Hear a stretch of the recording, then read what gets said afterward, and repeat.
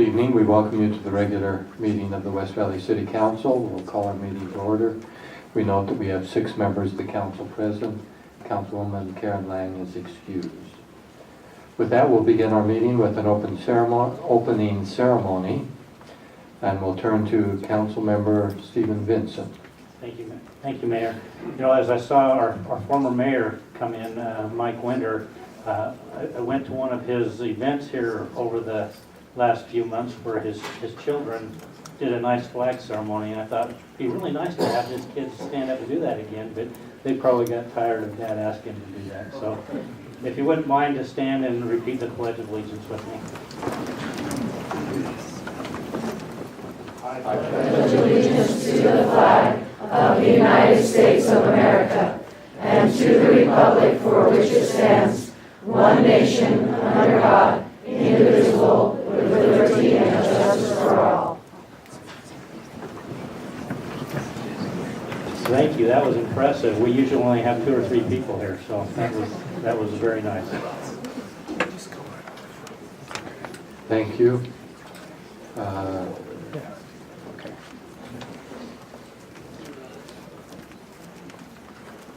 With that, then, we'll go to our approval of the minutes and of May 10th to the council then for our minutes. Mayor, I would move approval of the minutes of May 10th, 2016. Second. We have a motion, a second. Any discussion? Seeing none, we'll place it for a vote. All in favor of approving the minutes of May 10th, please say aye.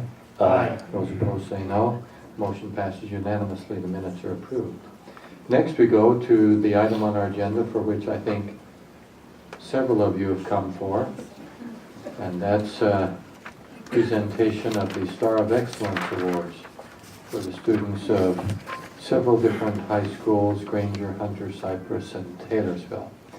We have that set up in specific order here, and so we'll turn first for that. We will invite Councilman Vincent to begin. He has a list of students, and we'll read those names and invite you to come up and meet with him.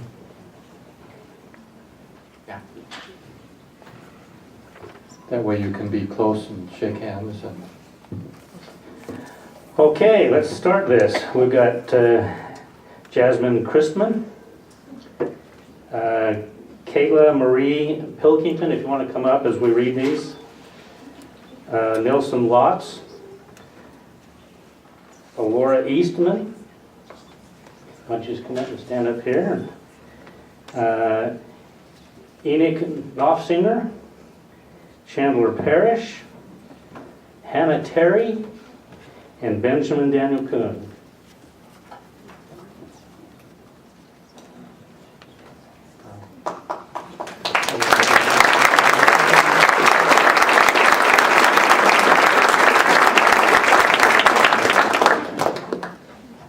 And I think what we'll do is he'll get some photos, and then they'll probably have you go out into the lobby and maybe take a photo of all of you from the balcony or something. So. Well, Councilman, what I was going to suggest, if this is okay with everyone else, we'll line them up on the back wall and on the bottom, and I think we can get everybody in one shot. Councilman, did you have their certificates with you? Oh. No, that's a good idea. So students, just stay where you are and we'll just continue the group shot. Okay.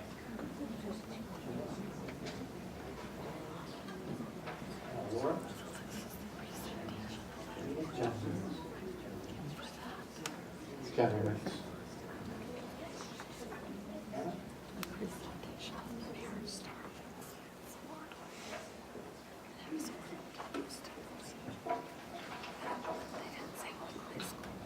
Next, Councilman Bueller.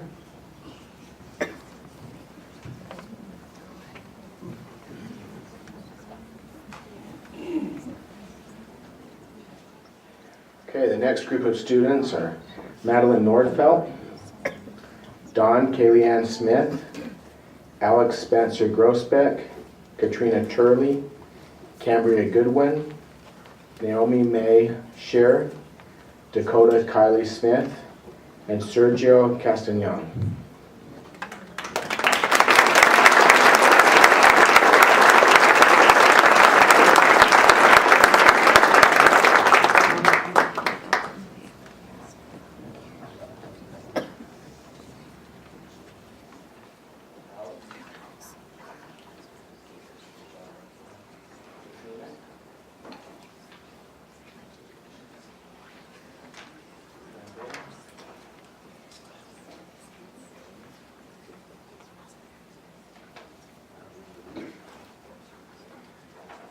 Dakota.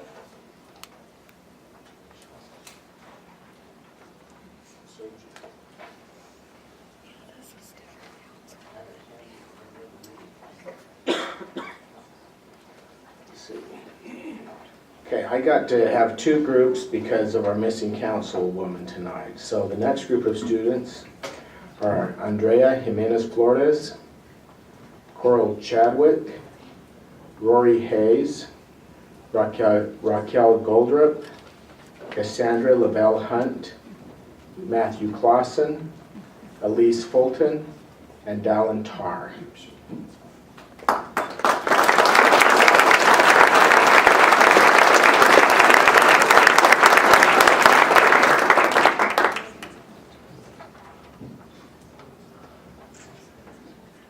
As long as we have all of you guys start walking up behind us there. So it's easier for us to quorum certificates. Rory, Cassandra,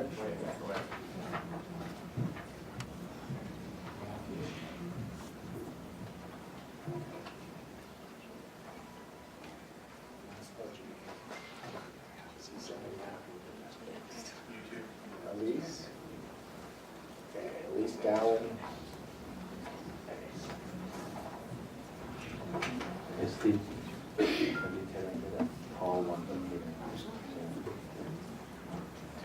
Next, Councilman Young.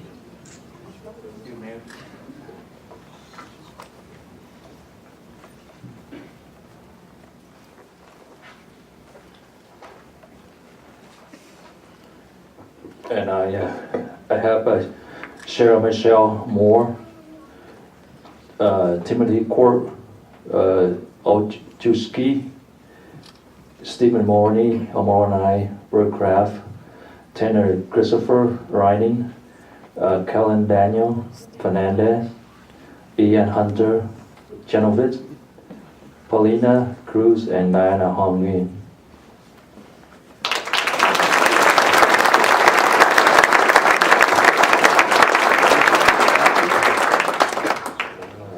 Sarah.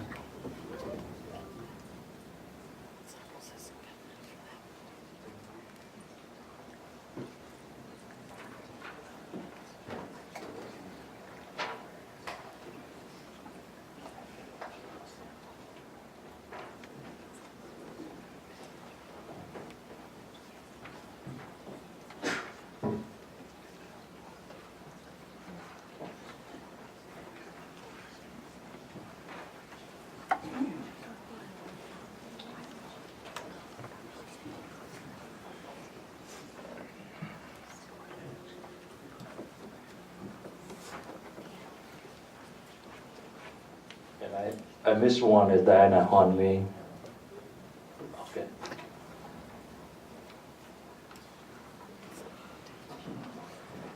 Next, we have Merlin Lamb, Benjamin Zulicic,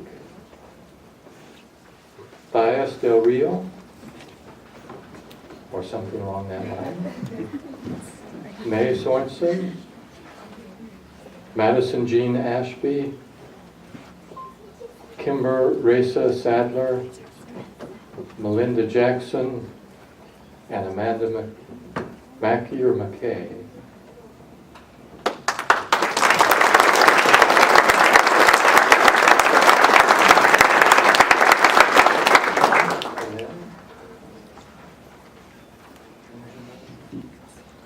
I didn't see. Then Thias? May Sorensen? Madison?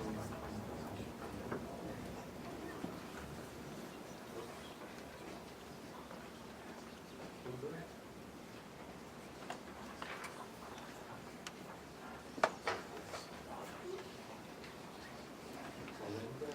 Jackson.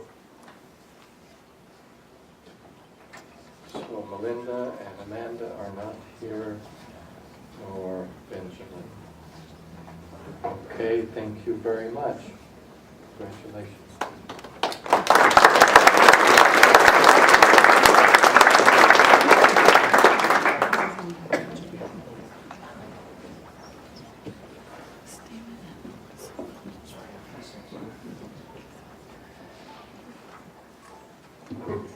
never get in the way of the photographer. Andalyn Moore. Sydney Bell. Travis Keel.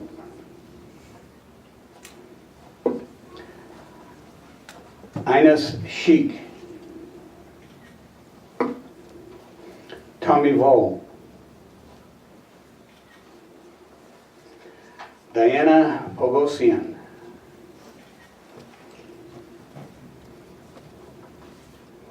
Courtney Jean Hightower. Tristan Paul Palmer.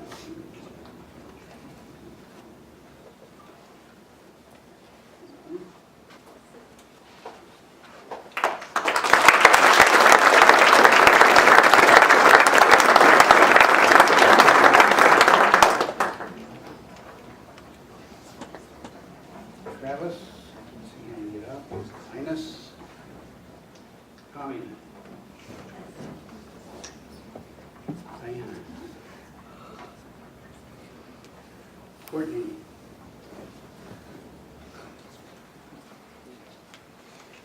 and Tristan.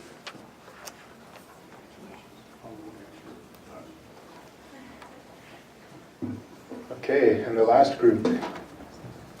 Mitchell Fisher Rogers, Stephen Jiang, Brittany Nguyen, Mitchell Lindsay, Isabella Aquino, Kurt Val, Jordan Griffith, and Jessica Winder.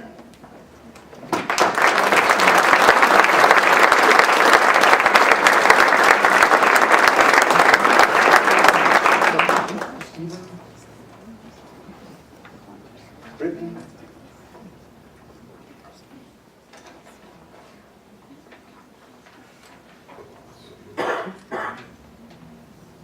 Who's this one? Mitchell or Lindsay? Isabella? Kurt? Jordan? Jessica.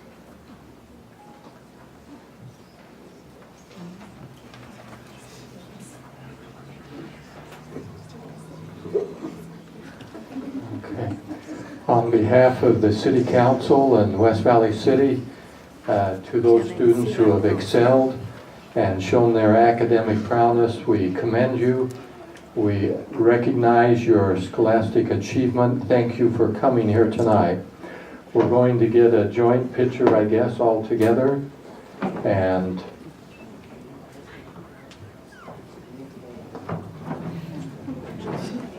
Mayor, while Kevin and Jake are arranging everybody, if I could just make a Certainly. logistical note. If anybody has a misspelling on your certificate and would like to get that corrected, there's a form at the back of the room here in the corner where the gentleman with the suit and the sunglasses is standing.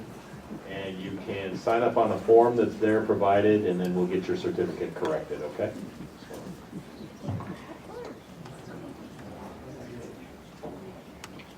We want to make sure the angle of the picture is the same.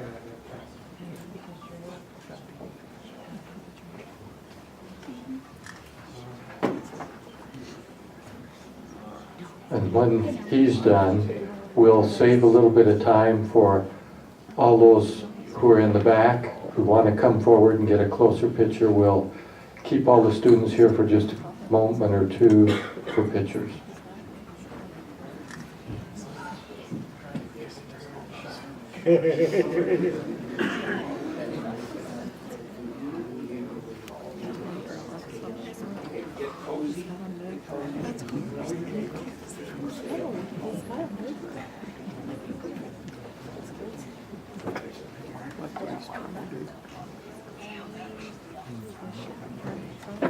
Now get to know each other really close. Okay?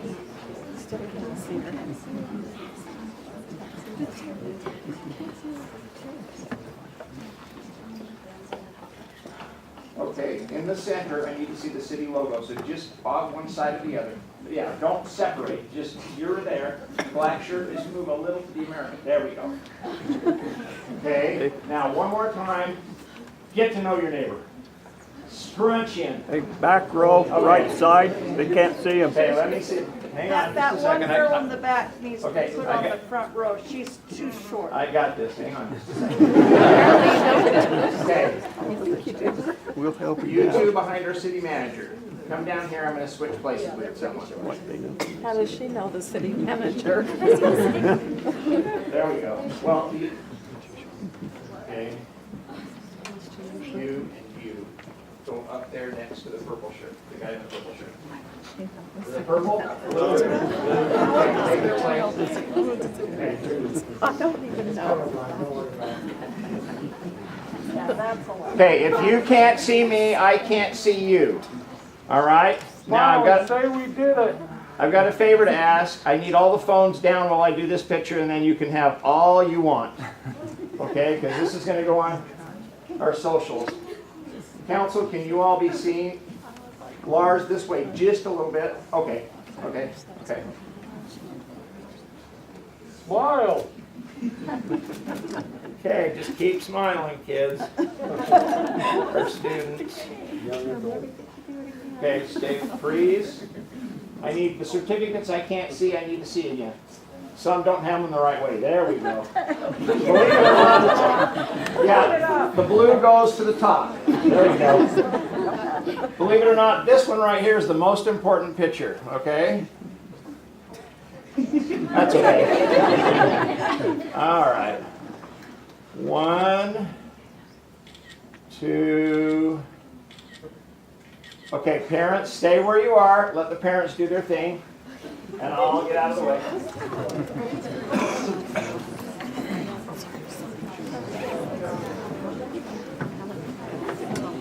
Oh, yeah, I got it.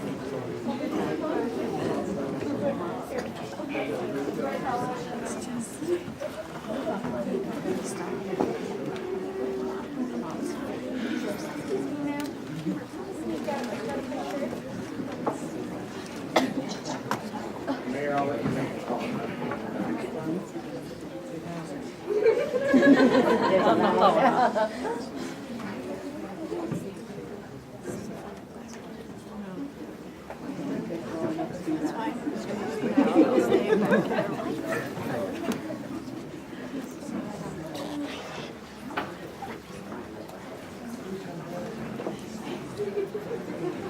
You're welcome to come up here so you don't get the crowd.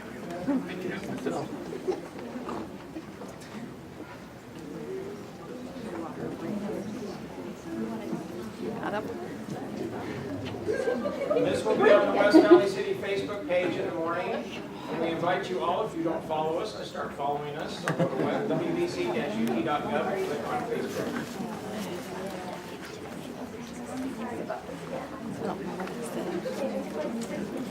And like it, of course. If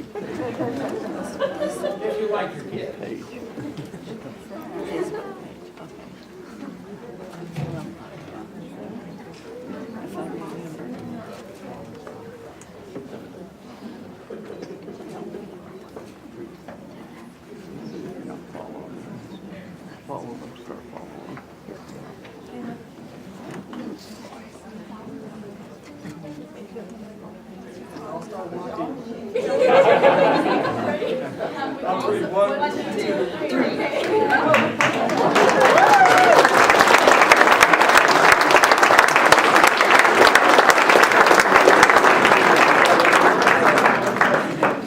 That took almost as long as picture day in elementary school.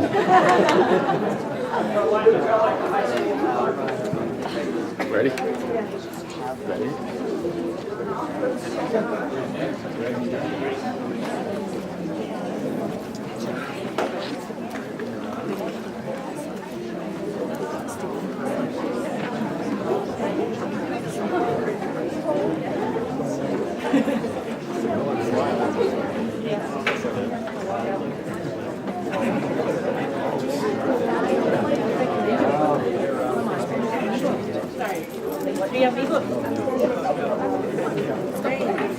I found my shoes, but I don't like these shoes. You're set. Out of my house. Did you put a tile? No, cardboard. But yes, but then it's crazy because everything at the same time. So it's are the passport are full. We still got a long time here, so. Because that covers property. And you're not coming for this? Putting fences on. No, I didn't come. We didn't even know about What it. day are you coming from me? And I didn't even know. Or I was. I was surprised. I'm gonna run away. Good luck, whatever it is.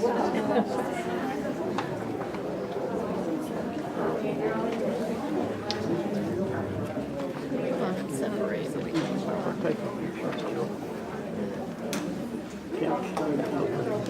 Yes.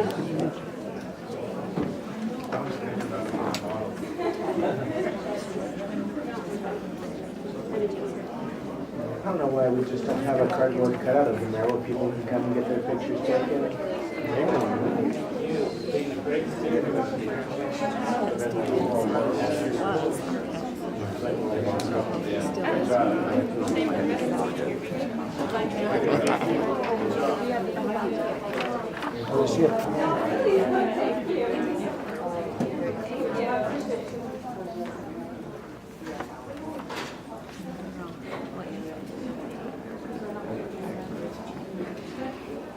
There's not that many of us left.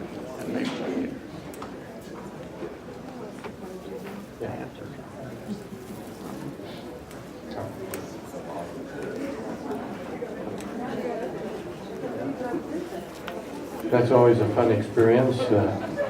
Great to see the students who have excelled and appreciate their good work. With that, now we get back to our regular schedule of our agenda. We have our comment period, and if there's anyone here who has come to speak on an item, this does not include, there will be a separate public hearing portion on 8A application Z3 2016 and Z5 2016 and Nash application ZT4 2016. So there are several of those. I think there's another one. ZT5 2016. Those will have individual public hearings along with them. So if you were here on those, we'll have a separate portion for that. But we always have an opportunity for individuals to speak on any topic that they wish, to have up to 5 minutes at the microphone to address the council. Is there anyone here to speak on an item that they're concerned about? Yes. I apologize, I didn't bring my paper, I don't remember those numbers. I'm here for the proposal to grandfather in the older building code on properties. Yes, that's part of one of the public hearings we'll hold in a few minutes. So we'll give you some time tonight on that. Is there anyone here on another issue that's not on our agenda? Oh, it's on the agenda. It's regarding number C for application ZT4 2016. Yeah, and what I'd like to see added to this is that. Well, there'll be a point for that. So, but traditionally we have an open opportunity for people of other issues. By law, we are required on certain issues, such as those you've addressed, to hold a specific separate public input portion for those. So, we'll come to those in a few minutes. Seeing that there's no public comments on our agenda, we go to our city manager. Mr. Kyle, any comments? Nothing tonight, sir, thank To you. the council for any general comments? Usually that's to respond to those, but we open it up for the council as well. Seeing none, then we will move to item 8 on our agenda, public hearings. This is regarding application Z-3-2016 filed by Hughes General Contractors.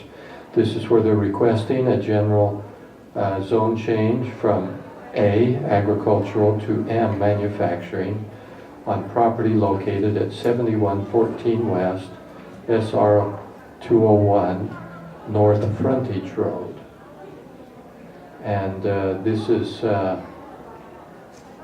property that's now being developed there just north of the 201, what you would consider 7200 West, just to the east of that, in that little corner of West Valley City.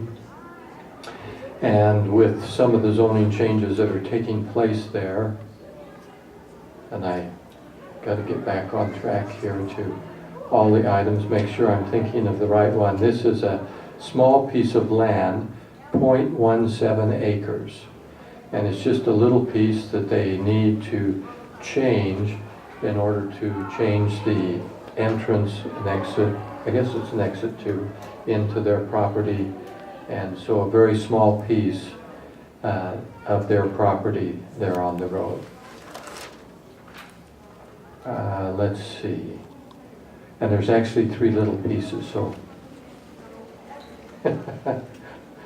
But it needs to be done in order to get to where they need to be on their property. With that introduction then, I will now declare open and invite public input regarding this application. Is there anyone here to speak on this? This would be 8A on our agenda.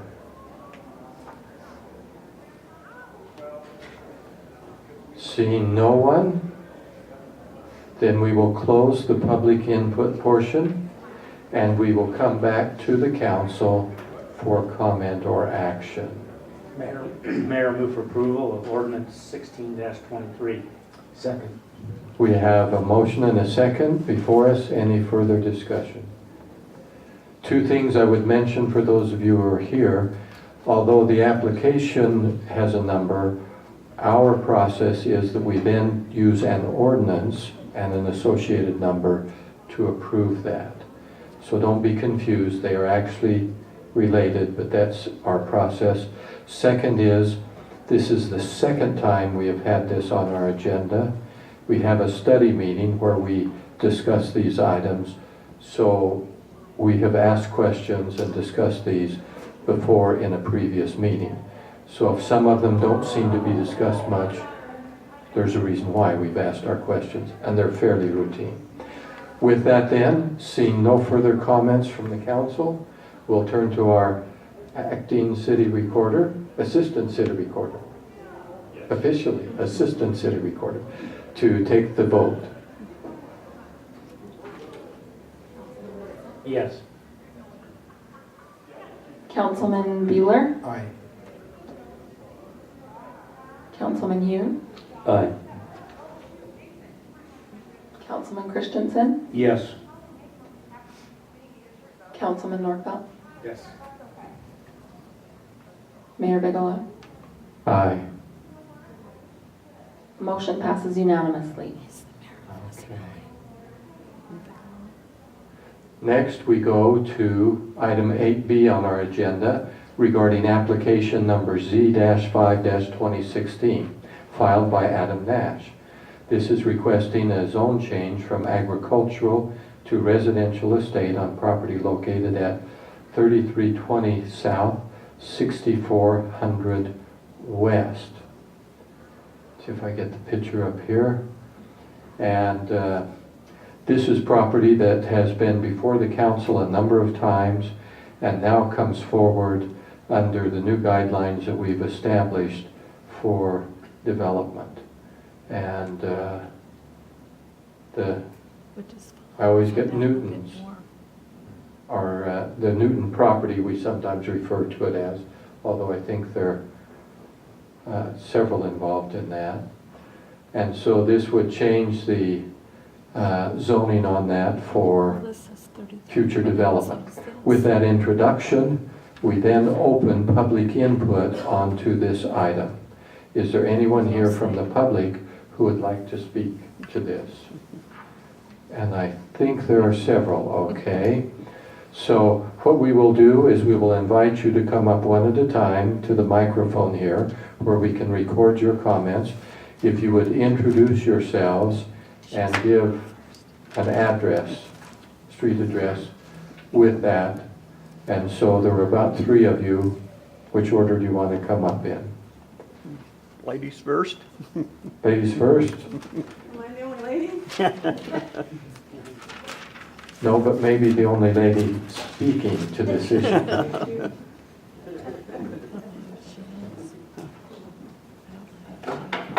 My name's Jennifer Cooper, and I live at 3283 South, 6580 West. And the paper I received didn't give me a lot of information, so I kind of have some questions, and then based on your responses, I do have some concerns. So, kind of a prelude to this is, it's a field that's behind my home. I've lived there 12 years, and that's one reason why we bought the property, is because there was really nobody behind us or to the side of us. We're in a cul-de-sac, so it's kind of in a regular shape. A couple years ago, the field to my east got developed, and they built a ginormous house, like 5 feet from my fence, took away my mountain view, totally encroached on my privacy. When I'm in the backyard, I feel like I'm in a fishbowl now. So one of my questions is, what is the plan for that property if they change it to residential? Do you have more questions along those lines? Because we can get those clarified by staff. Yeah, how far is it going to be from the fence? Is it going to be like right up butting against my property like the other home that they built? How tall is it going to be? Is it going to be a house? Is it going to be apartments? Is it going to be condominiums? I have various questions based on what the Adam Nash or whoever's plans are. Okay. Well, they're asking for a residential zone. It's a large lot residential zone. So there'll be, it's not apartments, it's not condominiums, it's large lot residential. So it'll be homes. Do we know how big the backyards are going to be? Because the home that they built has like no backyard. It's right up against the fence. We know that our planning and zoning has setback rules, and I don't know if we want to give our staff some time to address the setback rules. You want Mr. Pastor to come on? This must be Adam Nash. Sorry. So the proposal would be to subdivide the property into 12 lots.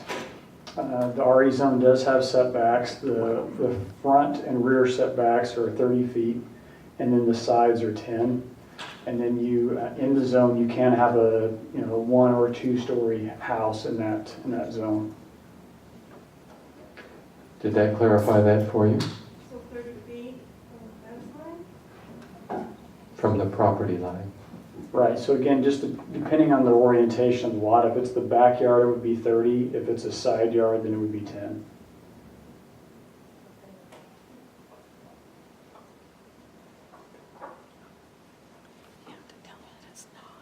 So how does it work if I oppose that?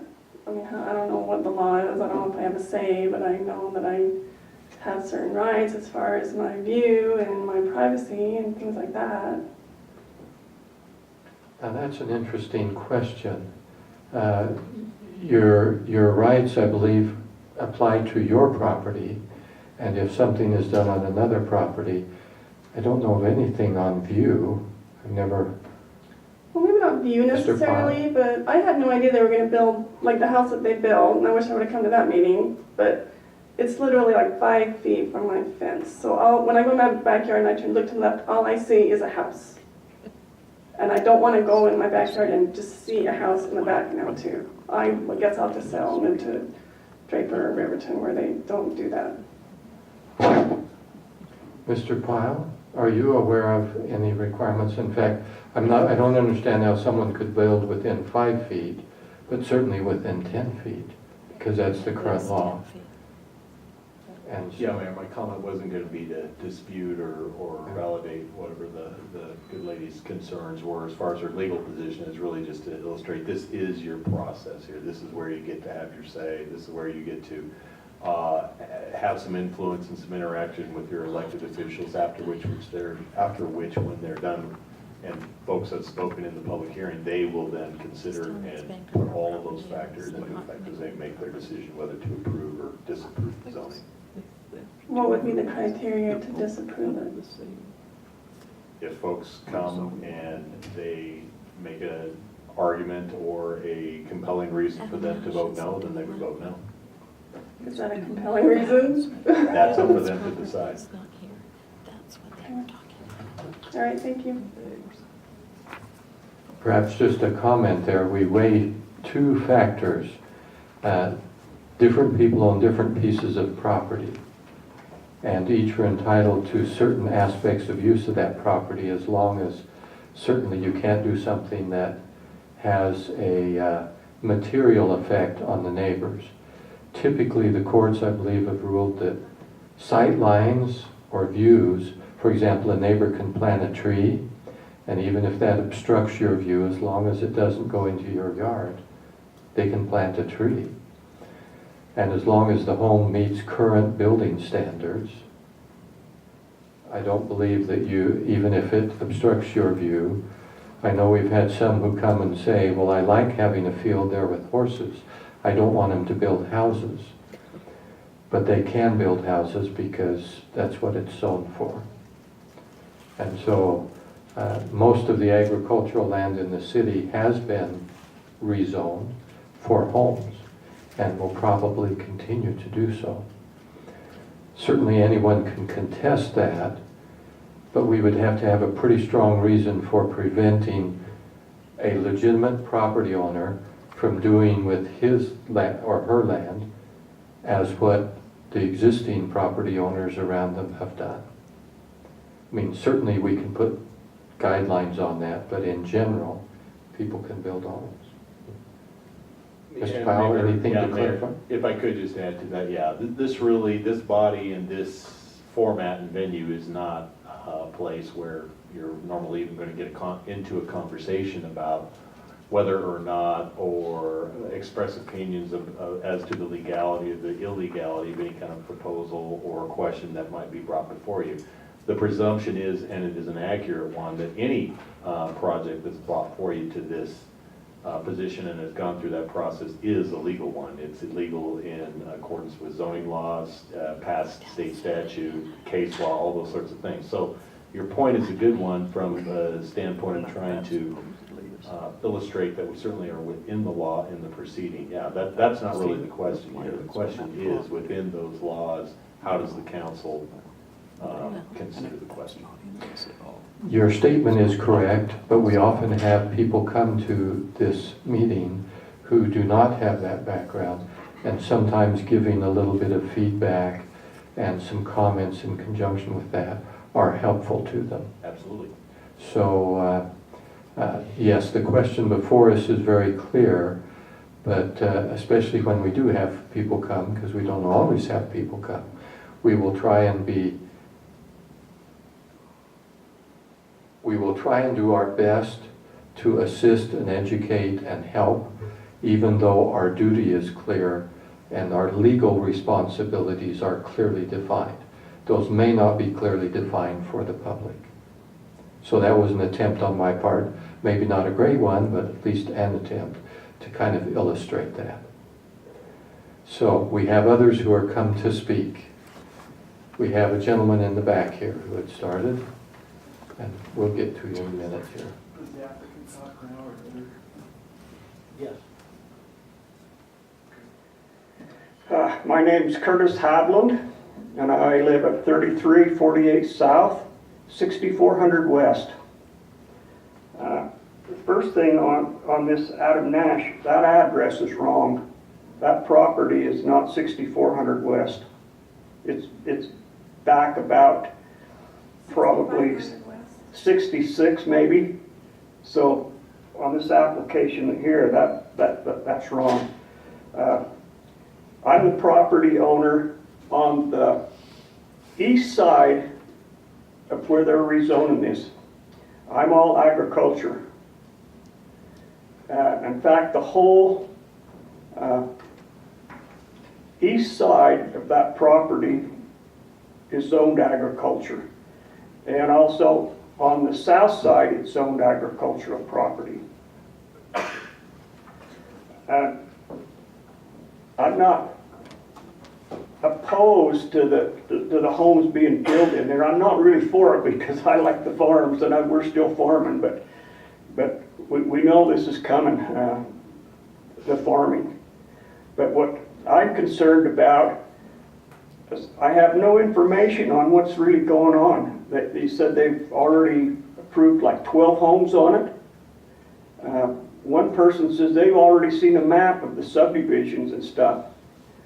I didn't even get any letters on this until the other day, and I've been out of town, and so when I called down here to find out, they told me to come to the meeting tonight. So that's why I'm here tonight, because I don't know exactly what all's going on rezoning that property. And being agriculture, and I've got livestock on that property, I need to make sure that they put in a 6-foot no-climb chain link fence across our property, and I think that's been kind of in the code, and I'd like to see that put in before they start construction and tearing up all the ground, because usually when that happens, they tear the fences out, and then we got problem with livestock. And anybody building a home in there, back before the subdivision went in just below us, they made them sign the papers saying that they were building their home next to agriculture. So if a fly flies out of my corral and over in their yard, they're not calling animal control and complaining about the smell of our livestock and stuff in there. So I'm just kind of wondering, and a lot of this property that's getting developed is small pieces now. And I don't know if they're looking at landlocking some of this ground. That they need to look at, to me, when they're developing this, putting some dead-end streets in, like they did this property that he's asking. They've only got one access in and out of that 5 acres on that piece of property. And I don't know if the city council or the planning and zoning needs to look at more on putting some more dead-end streets into these properties. I'm not planning on selling mine for a while, but if I die tomorrow, my kids might, and then sell it, and I don't want to see them get landlocked into something where they maybe can't develop it later on down the road. So I don't know, like I say, a lot of the restrictions or what's going on some of this property. I'm the water master also out there. There's irrigation out there on that property. And nobody's ever addressed any of that as far as to me, what they're going to do with some of that. I think that the Planning Commission needs to talk to the people that live in the area that they're developing around and get more input into what's going on. And then we don't have a lot of issues like that we're having. I mean, I've had West Valley out on 6400 on irrigation issues now for the last couple of days, that they've had to replace a lot of pipes. That if it would have been done right the first time and talked to the water users or the people that knows the flow of the ground and everything, we wouldn't have a lot of the issues that West Valley has on flood control out there too. So that's kind of my issues, and I don't know. Okay, I'm not trying to stop the rezoning or anything like that, but I think some things need to be looked at, and I think we need to know more about what's going on. Like say the size of the lots, the property that's next to them. But I think they need to talk to some of the owners around there when they start developing this, so we kind of know what's going on, so we can kind of plan around what they're doing down the road. That's probably about all I've got to say about it, right now, because you can see the writing on the wall for all the property, but it's a shame that they're doing what they're doing, all the farm grounds going away and the issues that we've got in West Valley. That it'd be real interesting to talk to more people about what's going on, but these notifications that come out, I guess this was the second notification and I just got. I didn't even get a first notification. I didn't even know about it. And they says, oh, that came out in the mail. So that's why maybe there's not a lot of people that go to these hearings, because I got a neighbor that's one door up above me. He didn't get anything at all on it, because his property is not right next to it, but he's 2 doors above me there on the property. And they don't even know about it that's going on. So a lot of them don't know what's really happening in their own neighborhoods anymore. I guess that's about all I've got to say about it, and see if we can get some more information on what's going on this. Thank you. Thank you very much. I'd like to add to that if I may. Should we just, we have a couple more people who are going to speak. I know. We just go on, or did you want to add any comments? Yeah. I don't have any comment, Mayor, but if the council so desires, as they're having discussion and after or during the public comment, we certainly could show maps, have Steve come up, give more information about the project, whatever you'd like. There's no issue with any of And I think we need to understand that this is a zone change. We're not planning, we're not approving a subdivision, we're not approving, this is just a zone change. And I think once we hear from the applicant, which sometimes I think is always good to maybe hear first, Right. the applicant, so that everybody's aware of what's going on. Had we heard from the applicant first, I think would have cleared a lot of these other people's. Good point. Sorry, my name's Adam Nash and I am the applicant. And I do this a lot, and there's a lot of different protocols in different cities. Some don't let the applicant talk for the public, and then, so I apologize, I should have stepped right up. My name is Adam Nash. My address is 4376 South 7th East in Salt Lake City. The property itself is 5 acres in size. We bought it from the Bangeter family.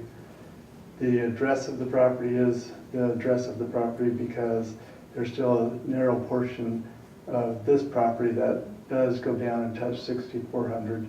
So no misrepresentation there. That's just the reference of the property with the county assessor. The actual address of the property, as far as a coordinate, would be 6535 west and 3320 south. And we will have access there from a public road that comes into us from the north. The kind of the history of the deal, you know, this has been a long process with the city. It's not something that just happened yesterday. The zone of the RE was vetted and discussed over the last 2.5 years, and it was adopted in September of last year as an ordinance in the city. A master plan was studied at great length over the last maybe 10 years, and they identified these properties as having this nature of development, either in the RE zone or in the A zone or the A1 zone. There are no other zones available to us to rezone to at this point in time. Our plan is to comply with the zone, and the zone is just in a nutshell, it's a single-family residential zone. The average lot size of the lots in our subdivision have to exceed 15,000 square feet. The smallest lot can be 12,000 feet. We have one lot that's close to 12,000. We have lots up to 18,000 square feet in size. So our lot size itself is predominantly larger than the community around us from the residential viewpoint. From the agricultural viewpoint, Bangeters developed their property in the ag zone.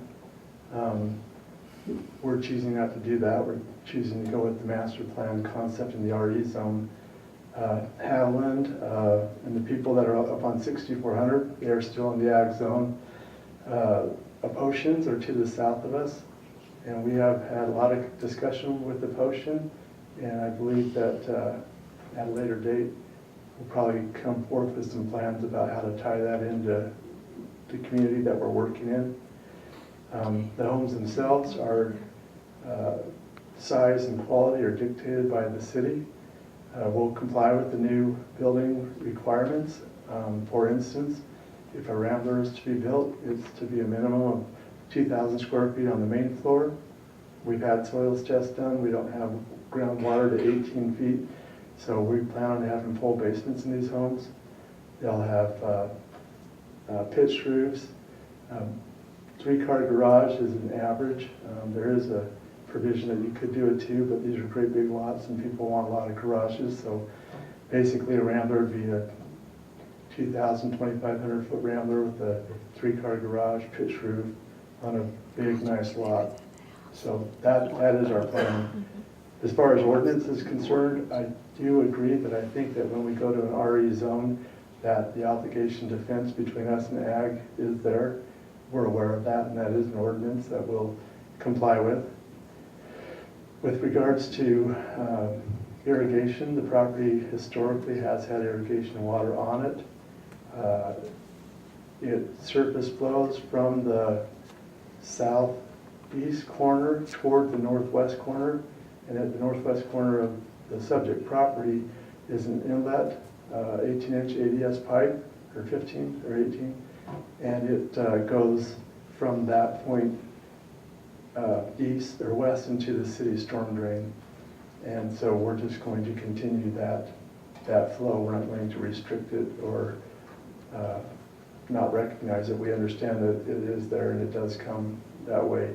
When we make the subdivision application, we'll provide very specific plan and profile that will discuss how the property would be developed and how the irrigation water would be handled at that point. I think I hit the broad points there. But really the question right now is, are we going to zone the property RE? And my request is yes, that we would like you to zone it RE. We comply with the master plan and we fully intend on adhering to the ordinances that govern how we would develop the property. Any questions? Okay, thank you very much. I believe there's another gentleman that had comments. I'd just like to say I was born and raised in West Valley, and well, not raised, part of the time I was up in Neola, Utah, but I'm back and I've been back for a long time. I do design, so I'm all for development, but Name and address. oh, Sean Nolden, I'm at 3748 South, 4310 West, just below Winder Dairy.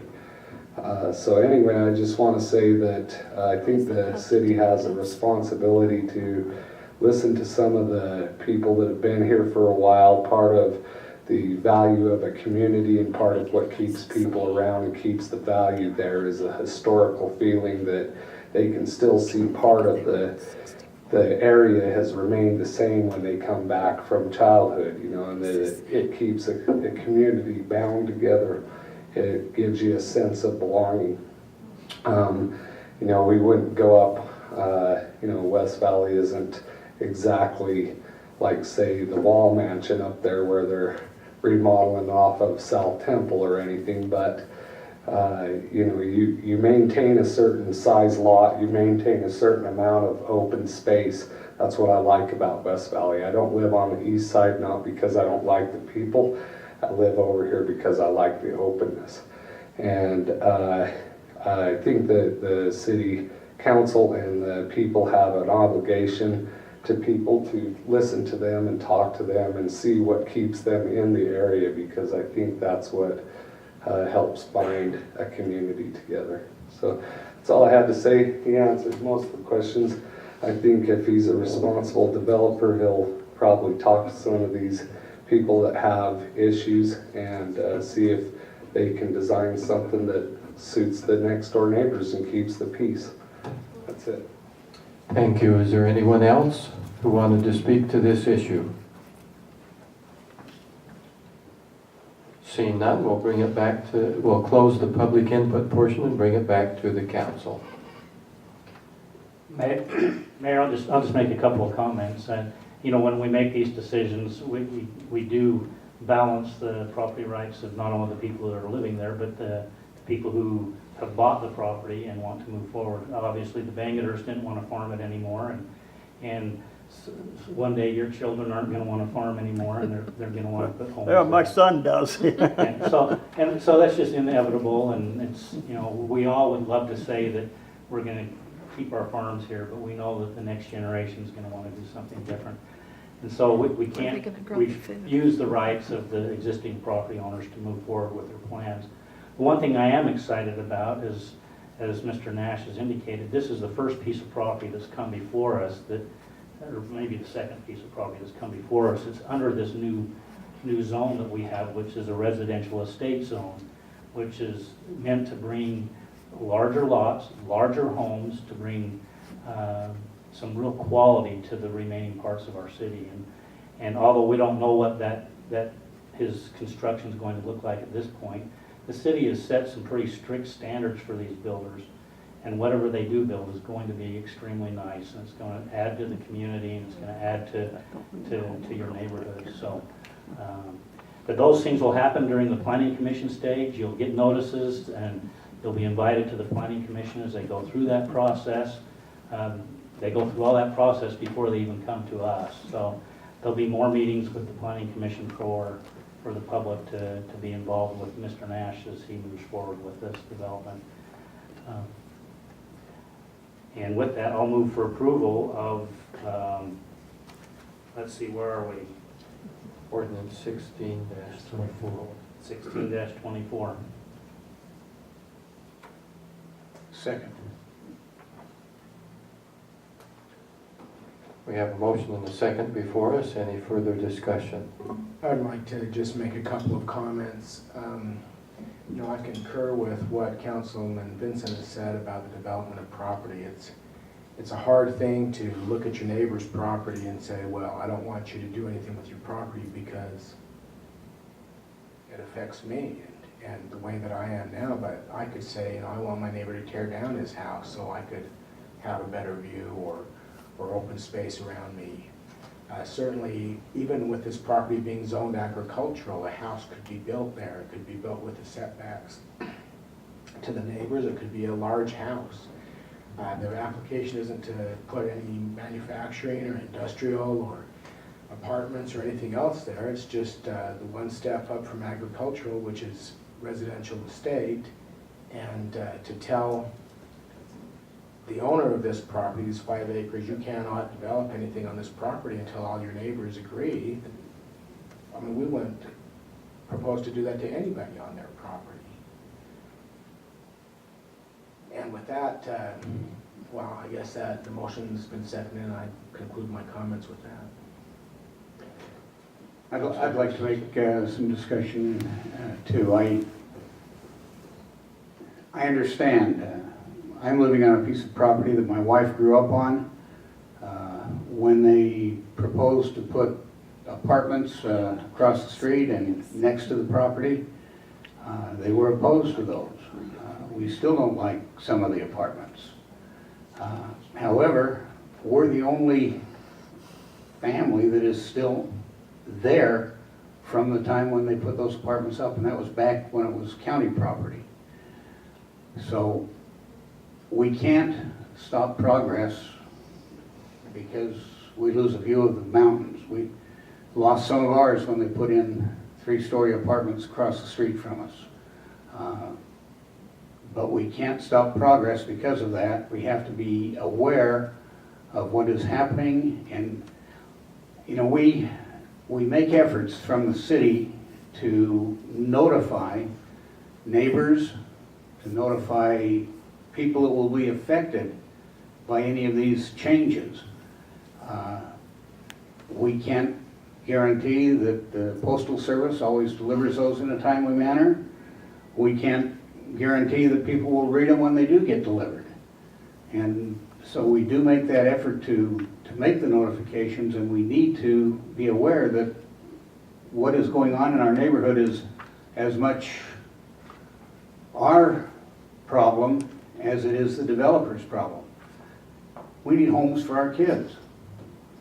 We need homes where our kids can move and be happy to be here in West Valley City We also need and food. still be able to progress also. So that's why I seconded the motion.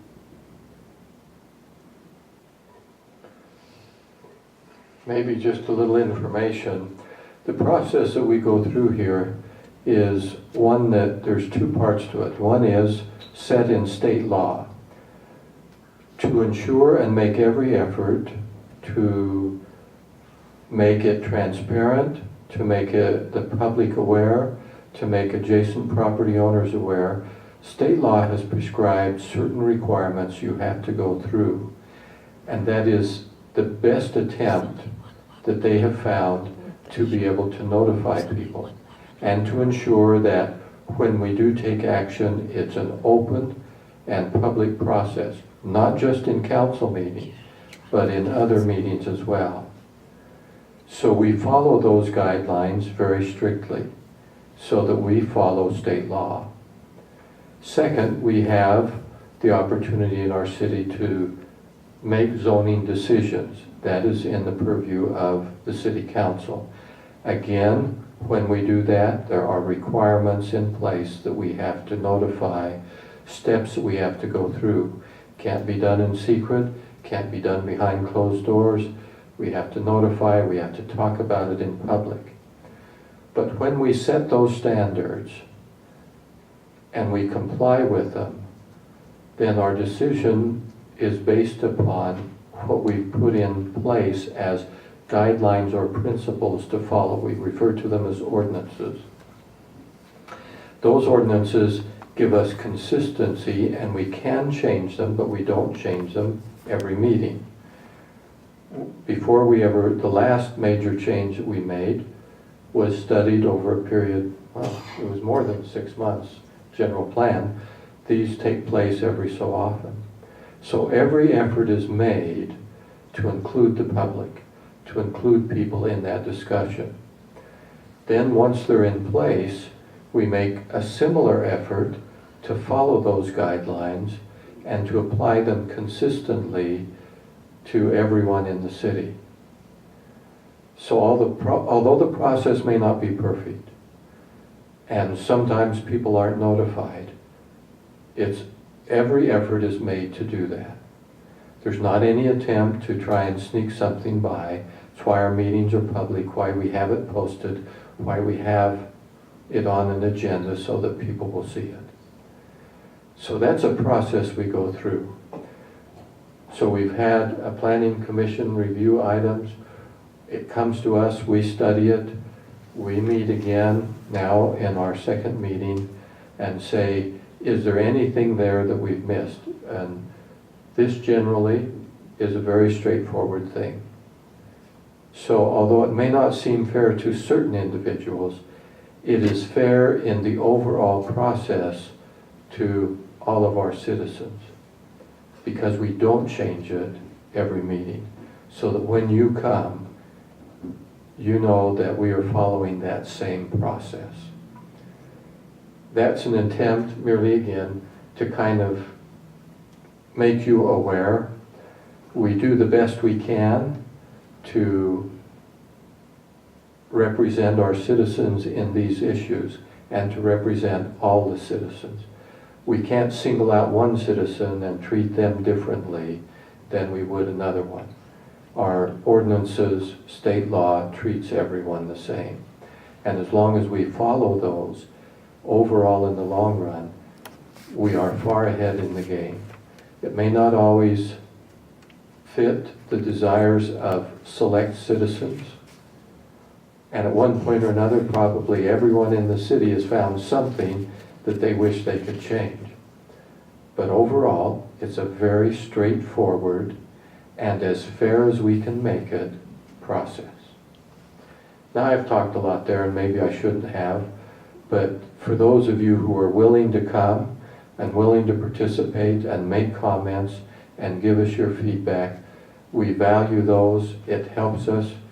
But again, we're going to be consistent as we can be with every citizen. Anyway, thank you for allowing that. The council's kind of used to that I sometimes talk a little bit, but that's okay. And if they disagree with anything or can enlighten or make that better, boy, I sure welcome it. But hopefully that'll give you a little perspective. Any further comments?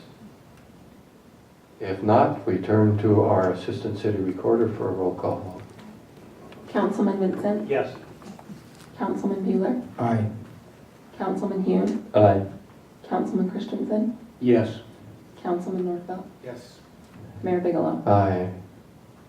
Motion passes unanimously. We are still on this issue. There's another resolution that we need to address in conjunction with this, which is the development agreement. To the council. Mayor, I move for approval of resolution 1683. Second. We have a motion and a second before us. Any discussion?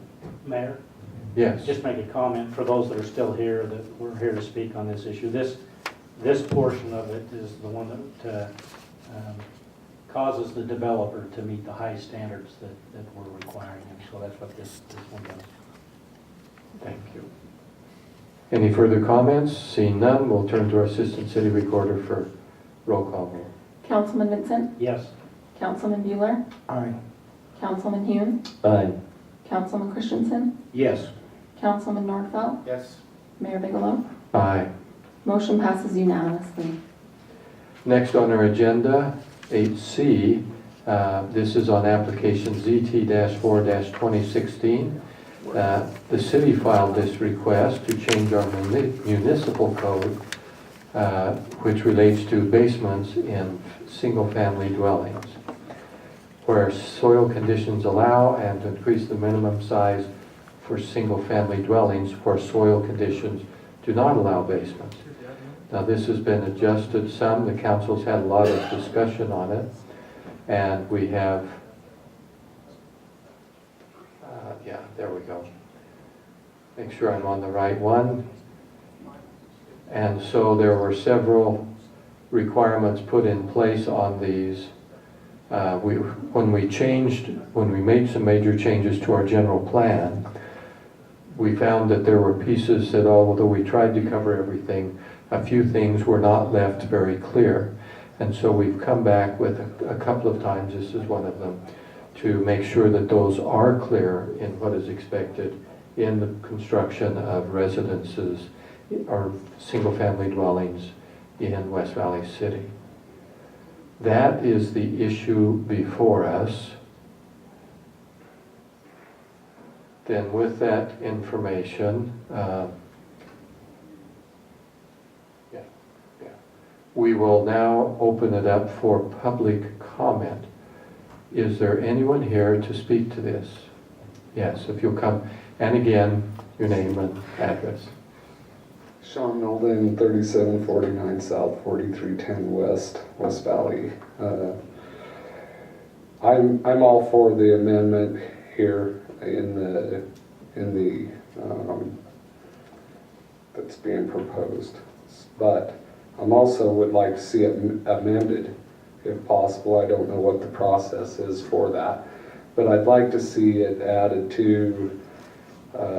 into this, that if a home is designed to a certain square footage above and beyond the required minimums, okay, that you can also do away with the basements. From what I'm understanding from the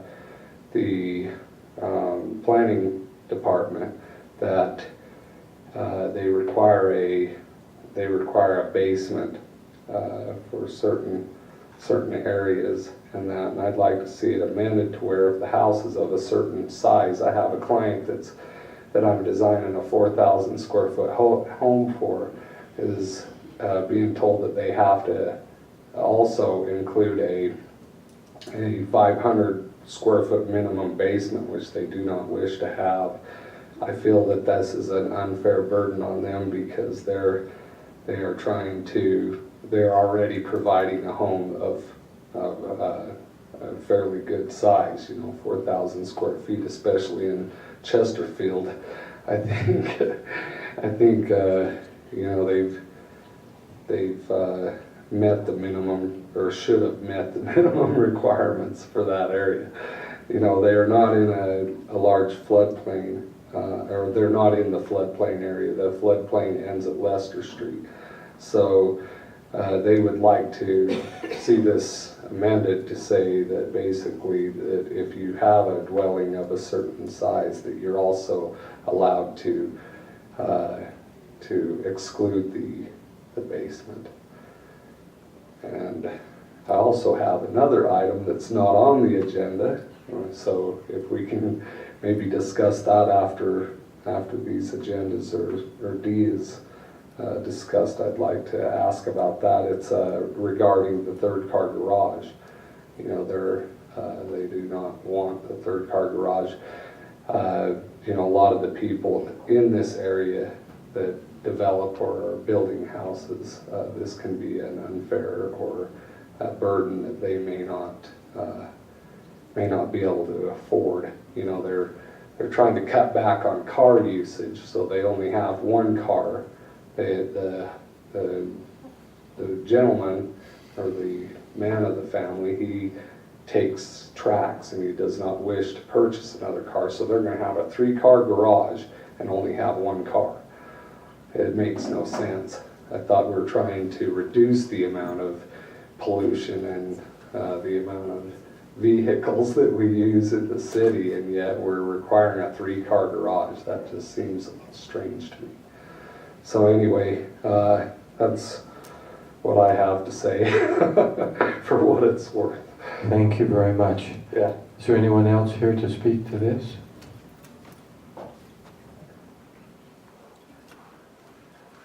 Okay, seeing no further comments, we'll close the public input portion and bring it back to the council.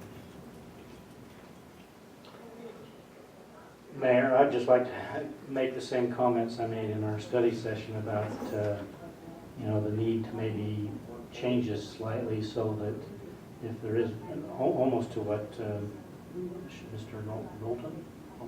Knowlton said about, if they increase the size to allow them not to put them to the basement. And I'm more inclined to lean that direction, not just for the situation what he's talking about, but for in the event that you want to build a complex for senior housing that are single-family detached homes, and these people just don't want to do stairs, that we don't force them to put in a basement when it's not something that they would need. So I'd be in favor of looking at the ordinance and modifying it to just to say if they don't want a basement, to add that square footage in automatically, just as part of the ordinance. Councilman Bueller? I'm trying to review in my mind, how we got here, and it seems like we had kind of not considered the situation where someone I think we anticipated or assumed that basements would be part of the homes, and when people thought, well, we'll just build a home without a basement, and then, what would have a larger square footage because we're thinking of the basement isn't there because they're just going to build a 1-level home or a 2-level home without a basement. We thought, well, we better catch up on that and make it less desirable by requiring a basement or only allowing them to build a home without a basement if there's high water or something like that. In my mind, I think of homes as 1 or 2 levels with a basement, and I think those homes certainly are generally desirable. However, if the square footage is increased, if people had a choice between building the basement or just having a larger 1 or 2 level home, I'm not sure that I'm opposed to that. Just hadn't really considered that option before the section when we discussed it in the study meeting. Part of our ordinance also refers to two-car garages, that they're available if the basement is finished, so that would have to be adjusted somehow too. If they're not building a basement, you know, I don't think we want to back off of the housing standards that we've recently developed and to say, okay, no basement, small house, two-car garage, because that's where we were before. I don't know if this needs to be studied further or we amend and try to take action tonight. I'd be interested in knowing where everybody else sits. I'd like to also note the fact that our planning commission did not support this and did not forward it to us as a positive recommendation. So.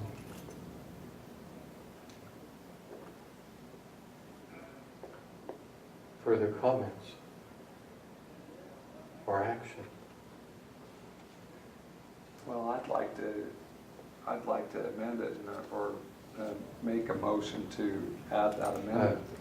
I'm sorry, this is at the council level now, and although we appreciate your comments, it's in the discussion of the council, and only the council can make a motion. Pardon me. And, you know, you just need to come more often. Yeah, I Can don't we know amend the it process. here, or do we have to take it back to study session and everything? Well, I don't know, are we in a hurry? I mean, it seems like if there are other provisions reflecting or addressing basements and things, that we need to make sure that our ordinance is consistent. We're not just trying to fix another day what we do tonight. So maybe we could have some staff input on that as to the timeliness and what we're doing. If my memory is correct, we might want to have Mr. Pastor come back up, but I'm pretty sure this was a council-generated request, so I don't think there's any urgency from our part. And I think it can be amended here, but the question is if that's the right way to do it. To get it correct, certainly you want to make sure that the wording is correct, and we'd have to have staff make sure that, you know, I mean, it's possible to do. The question is, it probably is easier to continue it to another meeting. If we just strike that first sentence of letter E that says basements are required unless soils report demonstrates that basements are not feasible, just strike that and then leave it with the minimum square footage of finished, and it talks about when they have a basement or when they don't have a basement. Satisfy that amendment that was suggested. Well, would that go back to, as you say, other ordinances that mention basements and that? Would we have, you know, I would feel comfortable with continuing this for a week or so and let the staff take a look at how it would affect other ordinances. So I would like to make that motion that we continue for at least a week to give the staff time to study the changing of the basement requirement and possibly even looking at the garage requirement. You make a motion? Second. The comment I would make is certainly Councilman Nordfeld's statement is correct if our only issue is to make it so that people don't have to build a basement if they build a larger home. His statement is absolutely correct, and that's all we would have to do. But if there are other issues beyond that that you want to address, then it would be very appropriate to then continue it and address more. And I'd just make this comment as well, that Councilwoman Lang was probably the most vocal about what she wanted on this, and so I think it would only be fair to have her be part of that conversation. Another issue in this one is if every single house in that area has 2 car garage, and then we ask them to have a 3-car garage, and I think that's maybe, I don't know, maybe unfair to them. To give them an option, they can do the 2-car garage or 3-car garage. To be fair to the staff, though, they were moving the direction we asked them to, so we're kind of a moving target for them. But, you know, and my idea is that this would give them some time to study if there are other ordinances that would have to change too as a result of this, so. Okay. Did amend it. Mayor, if I can comment, from the staff standpoint, my recommendation would be you continue it under whatever circumstance you're in conversation-wise. I don't think, in addition to what Councilman Vincent said about Councilman Lang, I think there are other considerations that you may not be remembering here that are in addition to the, you know, basement versus no basement discussion as well. So, yeah, I would not try to amend it here. I would support the idea to continue it. We do have a motion and a second to. That's correct. And so the discussion continues unless it's finished. Finished for tonight.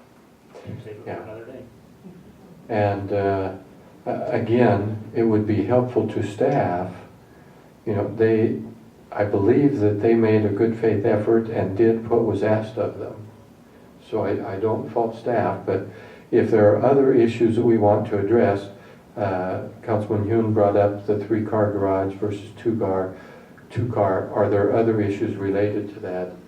And so it might not be that we just hold it till next week. I think when we say continue, we mean sometime later. Yeah, I would. My motion was at least next week. Yeah, I would recommend a date uncertain, Mayor. Yeah, just continue it to a later date until we have further discussion in our study meeting to clarify that, and then have staff put that in writing and bring it back. And I'd support that motion, but I don't want to lose the ordinance, and I don't want to, you know, disappear. They don't know what they're thinking or wanting, so we won't bring it back again. I mean, we would like to see it again. And what I would like to do is not necessarily bring it back 1 week from now for approval, but I would like to put it on the study agenda so we can get clarified the council's thought on where they really would like to continue it to go. Okay, but now when you say you put it on there, that implies, from my understanding before, that it must go on the next one. I just put it on as communications or. Okay, if you, yeah, it's not on like it was. Discussion. Okay, thank you. Just make sure. Okay. With that then, the motion is properly before us. There seems to be no further discussion. To our Assistant City Recorder for a vote. Councilman Vincent? Yes. Councilman Bueller? Aye. Councilman Hune? Aye. Councilman Christensen? Yes. Councilman Nordfeld? Yes. Mayor Bigelow? Aye. Motion to continue approved. Okay, now we go to item 8D. This is also a public input on application ZT5 2016 filed by the city, again changing our code to exempt properties under certain instances from the latest single-family dwelling standards. And I believe there were 3 of those that we had. If I can, so I sit here and flip through my, see if I can get down to it again. And I can't find it right now. Oh, there it is. Nope, I'm sorry. Called back up, my click on the button did not work. I was still looking at the previous. There.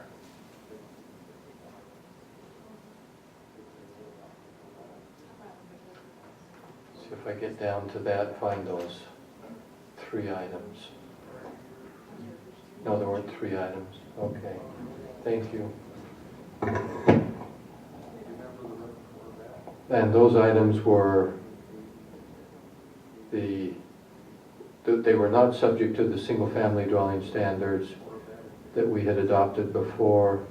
If it's demolished and rebuilt, the same place, it's a vacant legal parcel zoned for single-family dwellings in existence prior to April 15th of last year, and there's no development agreement, and that all lots in the subdivision were submitted prior to April 15th last year where no development agreement applies, and an existing developed single-family dwelling lot in existence, and that's a single-family dwelling lot, prior to April 15, 2015, that is large enough to be subdivided to create one new lot.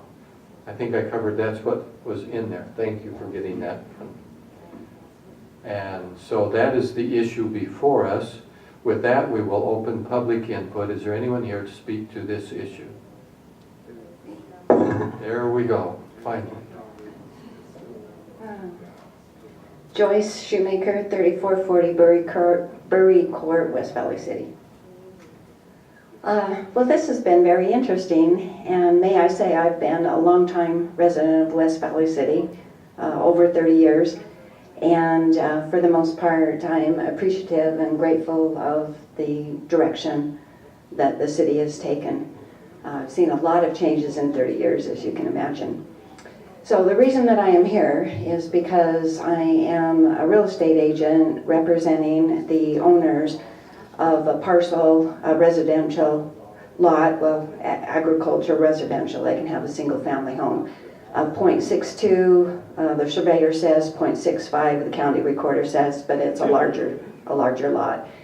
And before I listed it, I came in and talked to planning and zoning, I believe, primarily talking with Brock, and found out the new building codes. And the reason I'm here tonight is because living in that neighborhood, I live just a few blocks away from that parcel, I know that most of the homes are older ramblers and older split entries. And so my concern is the new building code is singling out older parcels of lands that are, pocketed in these very, very old areas that are half the size, basically, of what the new building code is. And for one thing, we haven't sold the property because the builder who first put an offer on it waited a month to come in and find out what the new building code was. And everybody who was called and the other agents in the office, it just seems a little inconsistent to have a lot and a mist, like a fly in the midst of an ocean with, this may not be the appropriate word, but with a severe building code that basically is kind of inappropriate for what is surrounding it. Now, the larger tracts like Mr. Nash, I have appreciated that because in that area there have been, especially two new, well, one's older now, but a new section going in. Now, they don't have to adhere to the new code because Brock said the land was purchased and they were grandfathered in, but they do have nice homes. And because that's very close to where I live, I'm appreciative of these larger tracts where many homes are going in, where it makes sense to have a higher building code.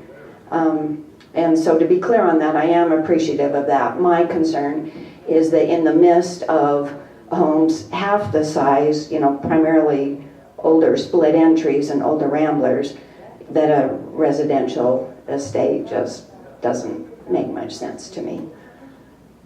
Is that clear? Is that all? Is that all you have to say? Do you have any questions for me? Maybe not really questions for her, but before we close the public hearing, because I want her to be able to still comment, I would like maybe from our people, our planning staff, did we make any exceptions for properties under 2 acres or under an acre, or I'd like to kind of understand that in my own mind. Can I comment on that? Certainly. I've been in to talk to Brock, and I talked to Stephen, I guess, who was one of the main men there. One of the times I went in to talk to Brock, he said that there was an ordinance before you to accept, well, as you stated when you read it, parcels that already had, land that already had parcel numbers on it prior to April 15th of 2015, I understand, so approximately a year ago, that they be grandfathered into the previous building code. And to me, that makes a lot of sense because they're fitting in, with already established neighborhoods in just these isolated pockets of homes to be built. Brock was under the understanding that at that time the builder had not counseled out.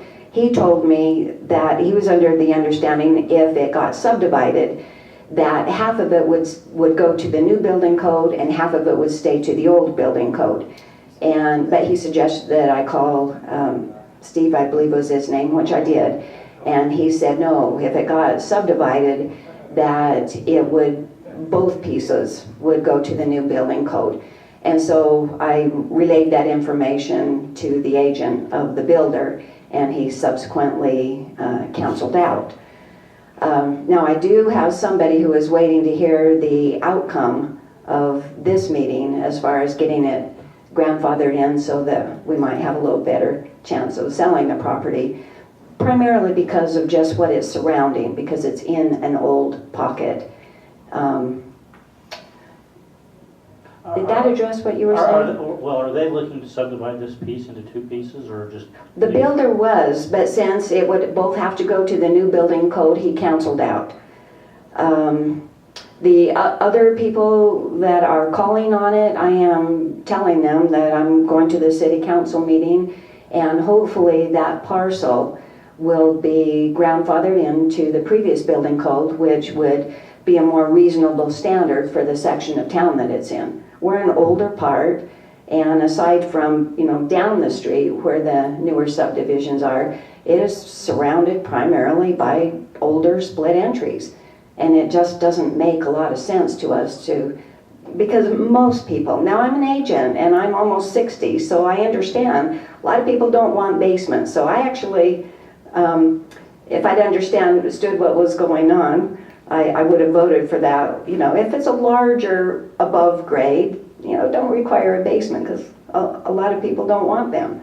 A lot of people don't want them as we age. But I digress. What was I answering? Sorry. Well, I guess I'd like the official word from our staff as to what. Yeah. So Mr. She's been told one thing, so I'd like to just hear officially. But before you sit down, can I ask you one question to restore? Remind me again how big for your lot? The lot is 0.62 to 0.65. Thank you. It does meet the requirements to be subdivided, but we've had nobody else interested in that because of the understanding it would both parcels would go to the new building code. So my concern at this point is keeping it, the larger parcel, but having it grandfathered into the earlier building code. Mr. Pyle? Mr. Vincent would like that clarified from staff. Do you want to do that, or have Mr. Pastrick or someone do that? I'm going to have Mr. Pastor come up, Mayor. I just wanted to say that clearly this proposal was requested and proposed, at least in partial answer to that very question. But there is further complexity to the question that Steve originally asked. So yes, I'd like Mr. Pastor to come up and go over the whole discussion about, from the smaller parcel standpoint, how this affects that, what remains the same, what we changed from the old. Sure. So current ordinance does not address, in terms of the housing standards, does not address smaller parcels. So it applies to all parcels with the exception of those that have a development agreement. So we do have subdivisions that were rezoned and subdivisions approved where there was a development agreement with a certain standard in place. So those would follow that standard. So let me ask a question with that statement. Sure. If this 0.62 acre lot is a recorded lot and they don't plan on subdividing it, would they fall under the old standard? Under the ordinance as is written today, they would follow the new standard. Under the new standard. Correct. But the proposal that's for the council's consideration would allow a lot like this to follow back. Right, to have the smaller square footage and the 2-car garage. So that, not to put words into Mrs. Shoemaker's mouth, she kind of would be for what we're trying to do tonight. For passing the proposal to Okay. grandfather in existing parcels. All right, that helps me a lot. Well, if I could comment on that point, so, Mr. Vincent, since you weren't here last week, that the proposal or the ordinance last week looked like, well, it would be the old standard that applied, and then this statute that's before us tonight would just reduce the house size, so that the masonry building. But the material on the exterior would be at the higher standard. Right, so, and that was, I urged that, and others, I think, agreed with that we would still want a better quality home, but we don't want the split entry, aluminum siding, whatever, house built, flat roof house, and we have too many of those already, but we would acknowledge the problem and try to remedy the problem, make it easier for the landowner by not requiring the large size of the house, but by still requiring the quality and some of those other building standards except for the size. But then we have the same question here where we added in again the basements. Exactly. And so I think we have the same issue here. If we're really committed to the basements, then we need to probably be committed in this ordinance and the previous ordinance. And if we're not committed to the basements, we want to maybe make basements optional here, but adjust sizes as well. Make it congruent with the other ordinance that we declined to vote on tonight.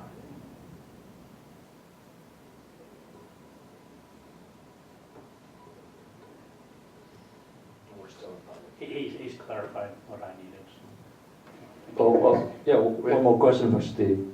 Oh, yeah. Yeah. So Joyce, you mentioned about the lot at 0.62 to 0.65. Okay. Excuse me. So that means if 0.62, you're gonna be 13,500 square feet. If 0.65, gonna be 14,157 square feet there. Is that they qualify for the current regulation we asked them? So the ordinance we're considering tonight is more on the house size and not the lot size. I'm not sure, perhaps you know the current zoning on the property. Yes, and I wanted to address that. It is horse property, or, horse property meaning animal rights. And so because there's not very much of that available, there is quite an interest in getting horse property, but a fair number of the calls have also wanted to build a home, but not a 4,000 square foot home, because most people, especially younger people, are going to do a basement. A 4,000 square foot home among 1900 foot, 50-year-old split entries. So I am for getting the ordinance passed to grandfather in existing parcel numbers to the previous building code. And, upgrading the facade of the home, I think that's to everybody's best interest. Now, I know you've not agreed on stucco, and I see a lot of stucco on really nice homes, so I don't agree with that one, but I do agree with upgrading the facade, especially a home like this on 3600 would be in a very visible area, and I think that's important. But I'm just requesting that it get grandfathered in to a more reasonable building requirement for the area that it's in, being an isolated parcel. But my question is, your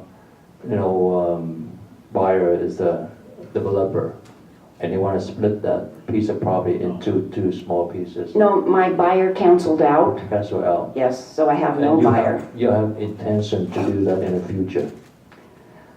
Well, again, as you have addressed as a council, once the property is sold, it has nothing to do with my intention. It is the right of the new property owner. The most requests that we have had right now, well, all the requests, because nobody is willing to build such large homes in that area of West Valley. So we have no interest in the property aside from those people who would be interested in having the animal rights and building a single-family home if it could be grandfathered into a more reasonable standard for the area that it's in. Did that answer your question? A little bit. Okay, so we have no interest in anybody subdividing the property. Okay. Because both pieces would go to the new standard and nobody is interested in doing that. Okay. That might answer my question. May I ask a question? So I don't know if you're aware of the, what exactly is in the proposed ordinance, but it provides for homes being built in a parcel such as this, depending on different, whether it's a ramp or whether it has a basement and so forth, from anywhere from 1,400 feet to 2,100 feet. And would that be something that would be doable? I understood that it was $1,450 for a rambler, and in my opinion, especially as a real estate agent, that is more reasonable. I think that's reasonable. And 2,000 square feet was my understanding for a two-story home. Right. And I think that's reasonable. Yeah, so right now it's 1,400 square feet for a rambler, 1,600 feet for a two-story home or multi-level home, not including the garage, but those homes would need basements. Then without basements, it's 1,900 square feet for a rambler, 2,100 square feet for a two-story multi-level home. Okay, and I would even agree with that because most people are going to want to have a basement. 1,450 with a basement is within the realm of reasonableness, in my opinion. And I do appreciate you coming and providing that input. I think we still have the sticky point where we need to look at the requiring basements at all, I guess. We've kind of gone around that circle. So. May I comment on that? Sure. Since I haven't been cut off yet.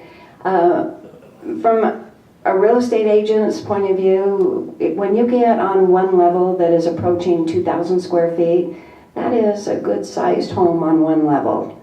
And in my opinion, if you're around 2,000 square feet on one level, I don't see it necessary to require a basement. Now, most people are going to want a basement, but again, you know, with the exception of not many of you up there, you know, we're getting older and your viewpoint, you don't think it changes, but it does when you get older. The same as Steve Bueller, I just want to say thank you for coming tonight. Thank you. Very helpful to us.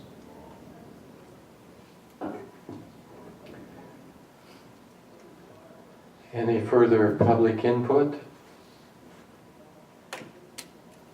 With that then, we'll close the public input and bring it back to the council for comment or action on ordinance 16-26. Mayor, I move for approval of ordinance 16-20, I don't have my glasses on, 26. Second. We have a motion and a second before us. Any further discussion?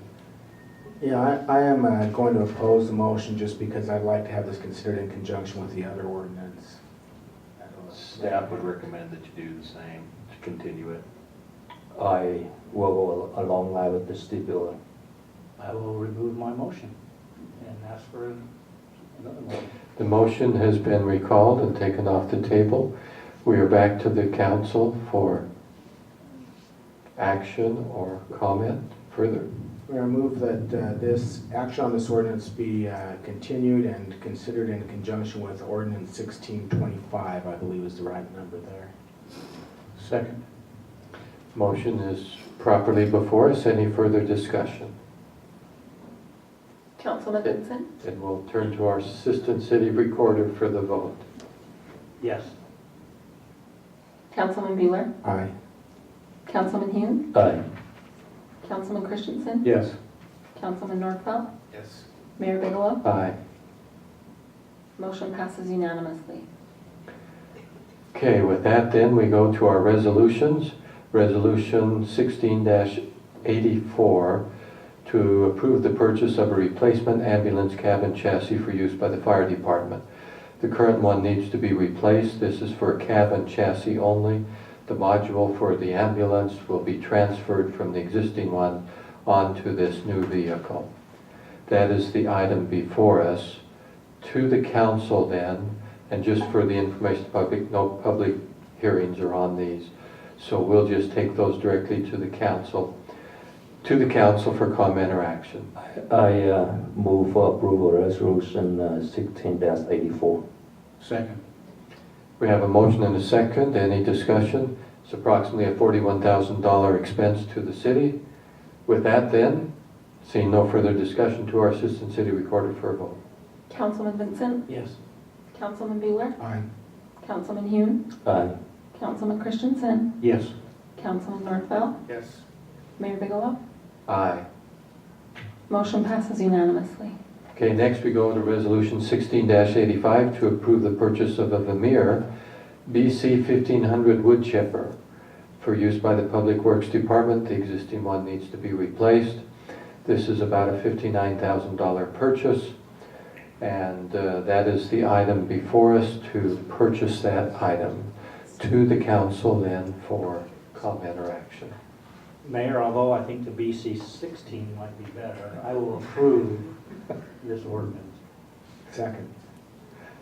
or this resolution. sorry. Why, does the 16 wood chipper Aye. chip more wood than the 1500 chipper? It would if it could. Okay, thank you. Any further discussion? See, we did get a second on that. Yeah. Okay. With that then, we'll turn to our Assistant City Recorder for the vote. Councilman Vincent, Yes. Councilman Bueller, Aye. Councilman Hune, Aye. Councilman Christensen, Yes. Councilman Northfeld, Yes. Mayor Bigelow. Aye. Motion passes unanimously. Thank you. Next, we have Resolution 16-86. This is to award a contract to Strap Construction. They were the winning bidder for the Fairborn Station Phase 2 roadway and utility project. This is a more significant project. It's $2.577 million for the work that will go on here as part of Fairborn Station, to build new BRT stops, to put in the utilities, to put in a stoplight. There are items that are all connected there to get this work done to further the project and set it up as we had anticipated doing for the development of Fairborn Station. That is the item before us. With that then, to the council for comment or action. Move for approval of Resolution 16-86. Second. Motion is properly before us. Any further discussion? Seeing none, we'll take the vote. Our Assistant Recorder. Councilman Vincent, Yes. Councilman Bueller, Aye. Councilman Hune, Aye. Councilman Christensen, Yes. Councilman Northfeld, Yes. Mayor Bigelow. Aye. Motion passes unanimously. Okay, we next have Resolution 16-87.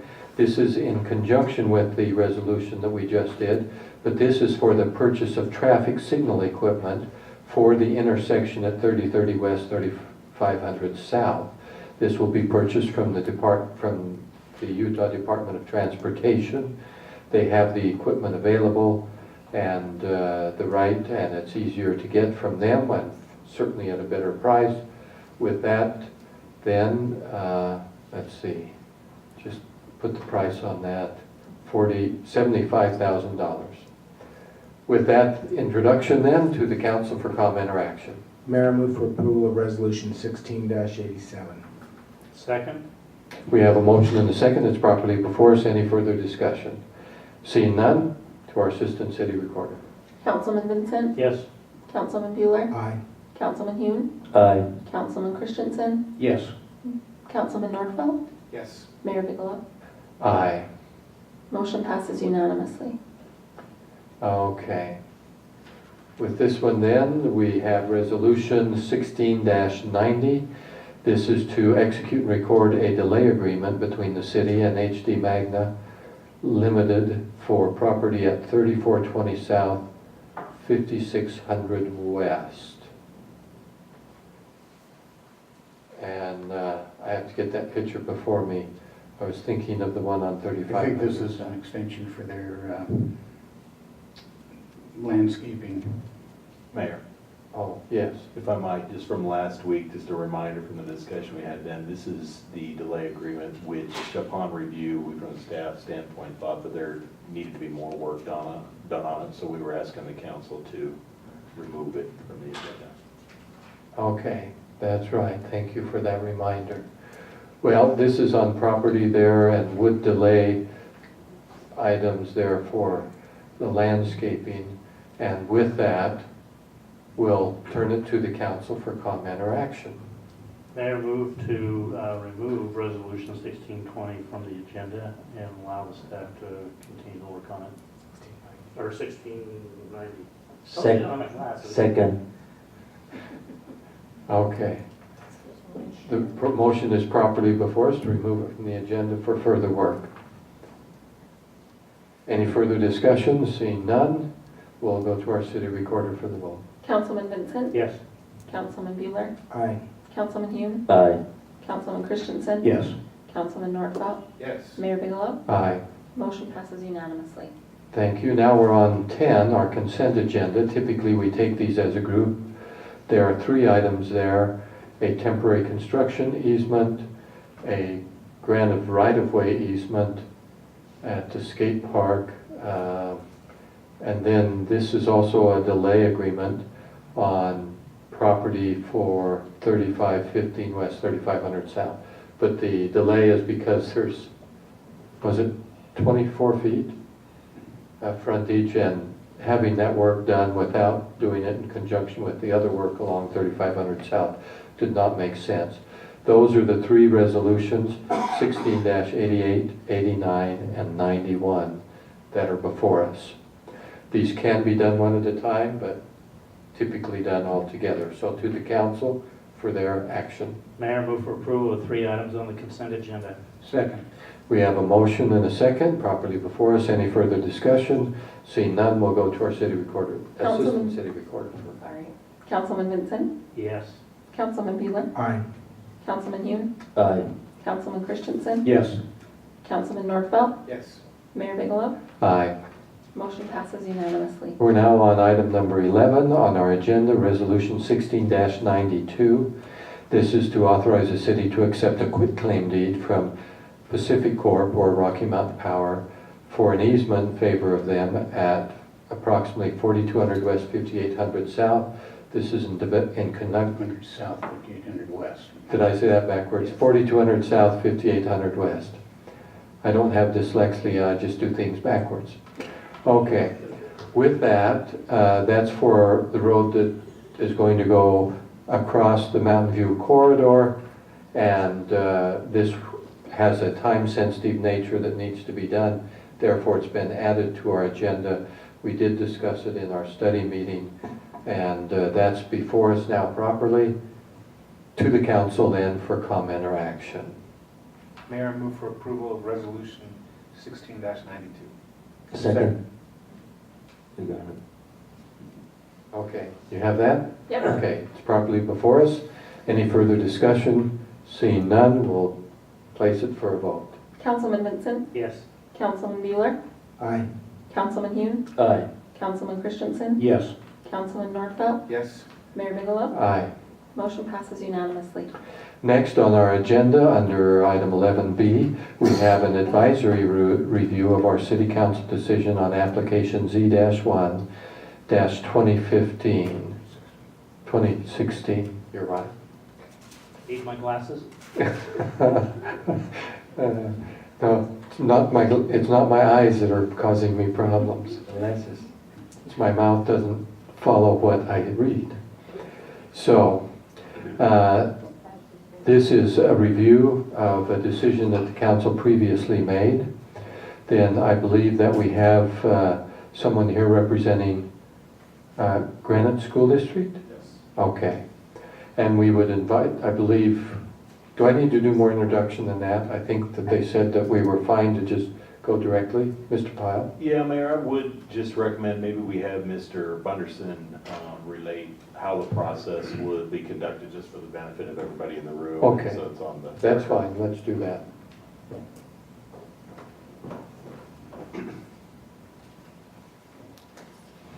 Mayor and Council and members of the public. Eric Bunderson, I'm the city attorney. And as I told you in the study session, this is the point, or this is one of those times where the council puts on their quasi-judicial hats and sits as sort of an appeals court almost in terms of reviewing this decision. And so how I would counsel you to proceed is to allow the moving party essentially, which is Granite School District, to go ahead and give their presentation, make their arguments to you, at which point you may ask questions, however you want to do that. And if Granite School District did want to reserve some time for rebuttal, to allow them to do that. Then Mr. Hill from the City Attorney's Office would have a chance to respond to that argument, and at that point, depending on whether or not Granite wanted to do a rebuttal argument, the council would then deliberate and go ahead and make a decision on that review tonight and order the staff to prepare the written document. Any questions on that procedurally? I have a question. So at the end of our deliberations, the action would be to approve the appeal? So the action would be, you would make a motion to either determine that the zone change was not a constitutional taking, or to determine that the zone change was a constitutional taking, and direct the staff to prepare an opinion in accordance with that decision. Okay, thank you. I'd like to make one comment too, just before we begin. I want it publicly known that I am a retired employee from Granite District. I retired about 10 years ago. Just keep that on the record. With that, please come forward. Well, good evening, Mayor, council members. My name is Don Adams. I'm Assistant Superintendent for Support Services at Granite School District. Superintendent Bates asked that I beg your forgiveness for his absence. This is the last week of school. Our seniors are very excited to graduate Friday, and he has been detained on other business. With that, thank you for recognizing our students this evening. I greatly appreciate you taking such care and time with our students. Amazing. I'm sure they appreciate it. I know their parents did. I was delighted to walk in on that as well. So very nice. We're perhaps maybe a little background on where we started the process. This is regarding a 27-acre piece of property just north of the Neil Armstrong Academy, our latest STEM elementary school. We purchased the property back in 2011, and at the time, our demographics were showing a need for perhaps another secondary school, be that a junior high or even a high school that was designated as a STEM high school.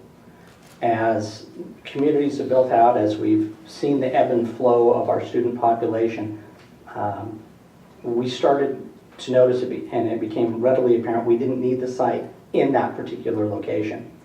And so we had started some preliminary investigations to surplus the site. We have not officially surplus the site, but it really is our intention to sell that and to put those public dollars back into our school system and other ways to serve our students.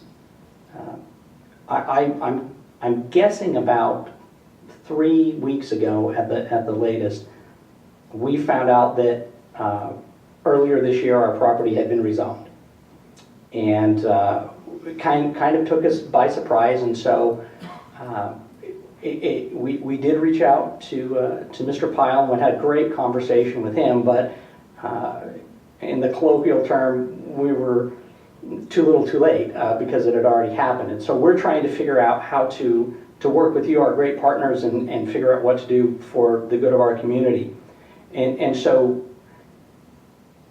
we really just kind of found ourselves in this position where we had to start making some applications, just like other property owners, to appear before you under a tight timeline and to take care of all these administrative remedies.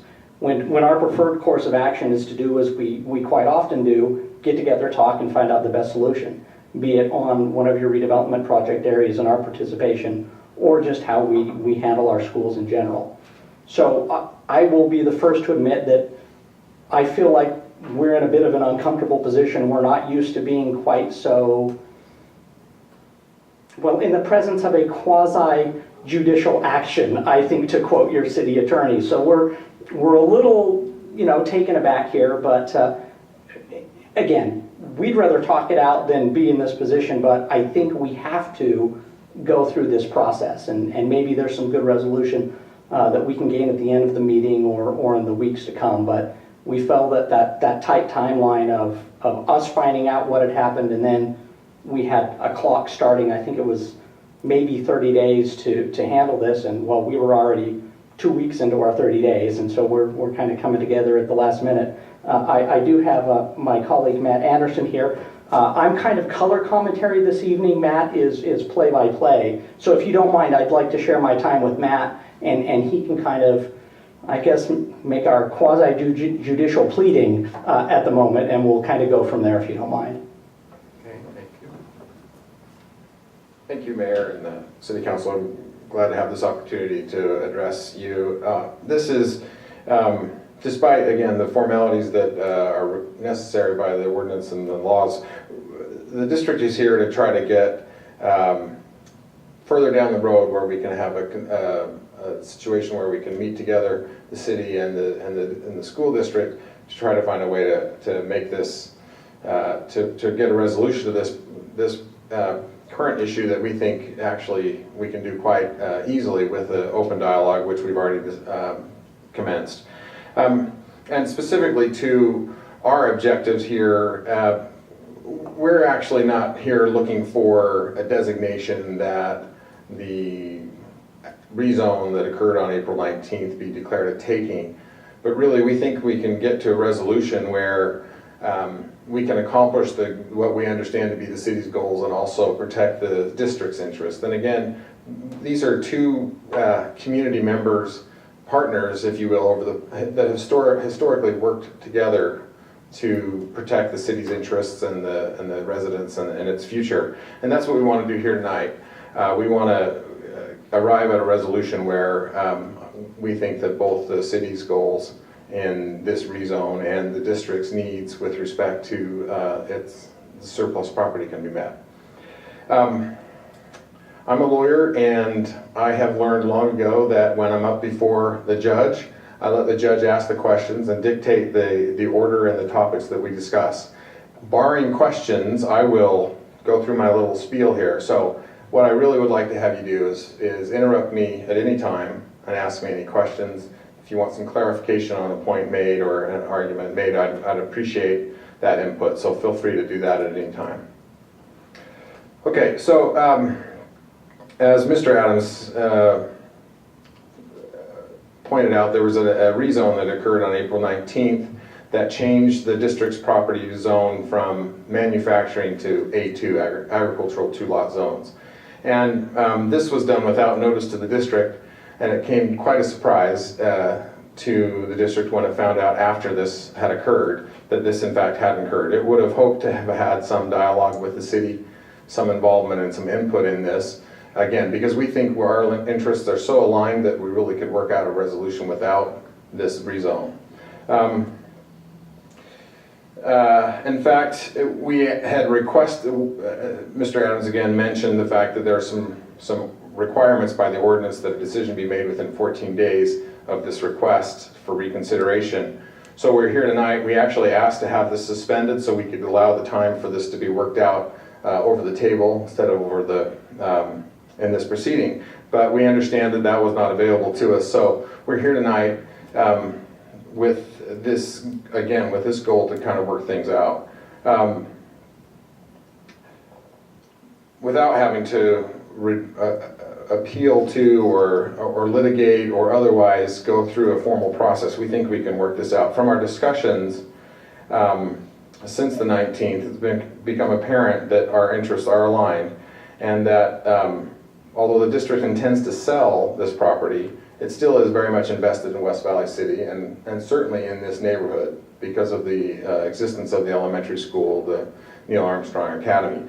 So we're not interested in changing the zone back to a manufacturing zone that's open-ended, that would allow heavy industrial uses or sexually oriented businesses or whatever. You probably are all familiar with the manufacturing zone to know that there are a lot of different uses there, and some which would not be desirable. And that's in the city's point of view, as well as the district's point of view. In fact, we have, I have, for sake of ease and reference, I have brought, it's okay, in the court of law we say may we approach. I'd like to just pass these out to you and have you kind of look at what we're talking about. Would that work?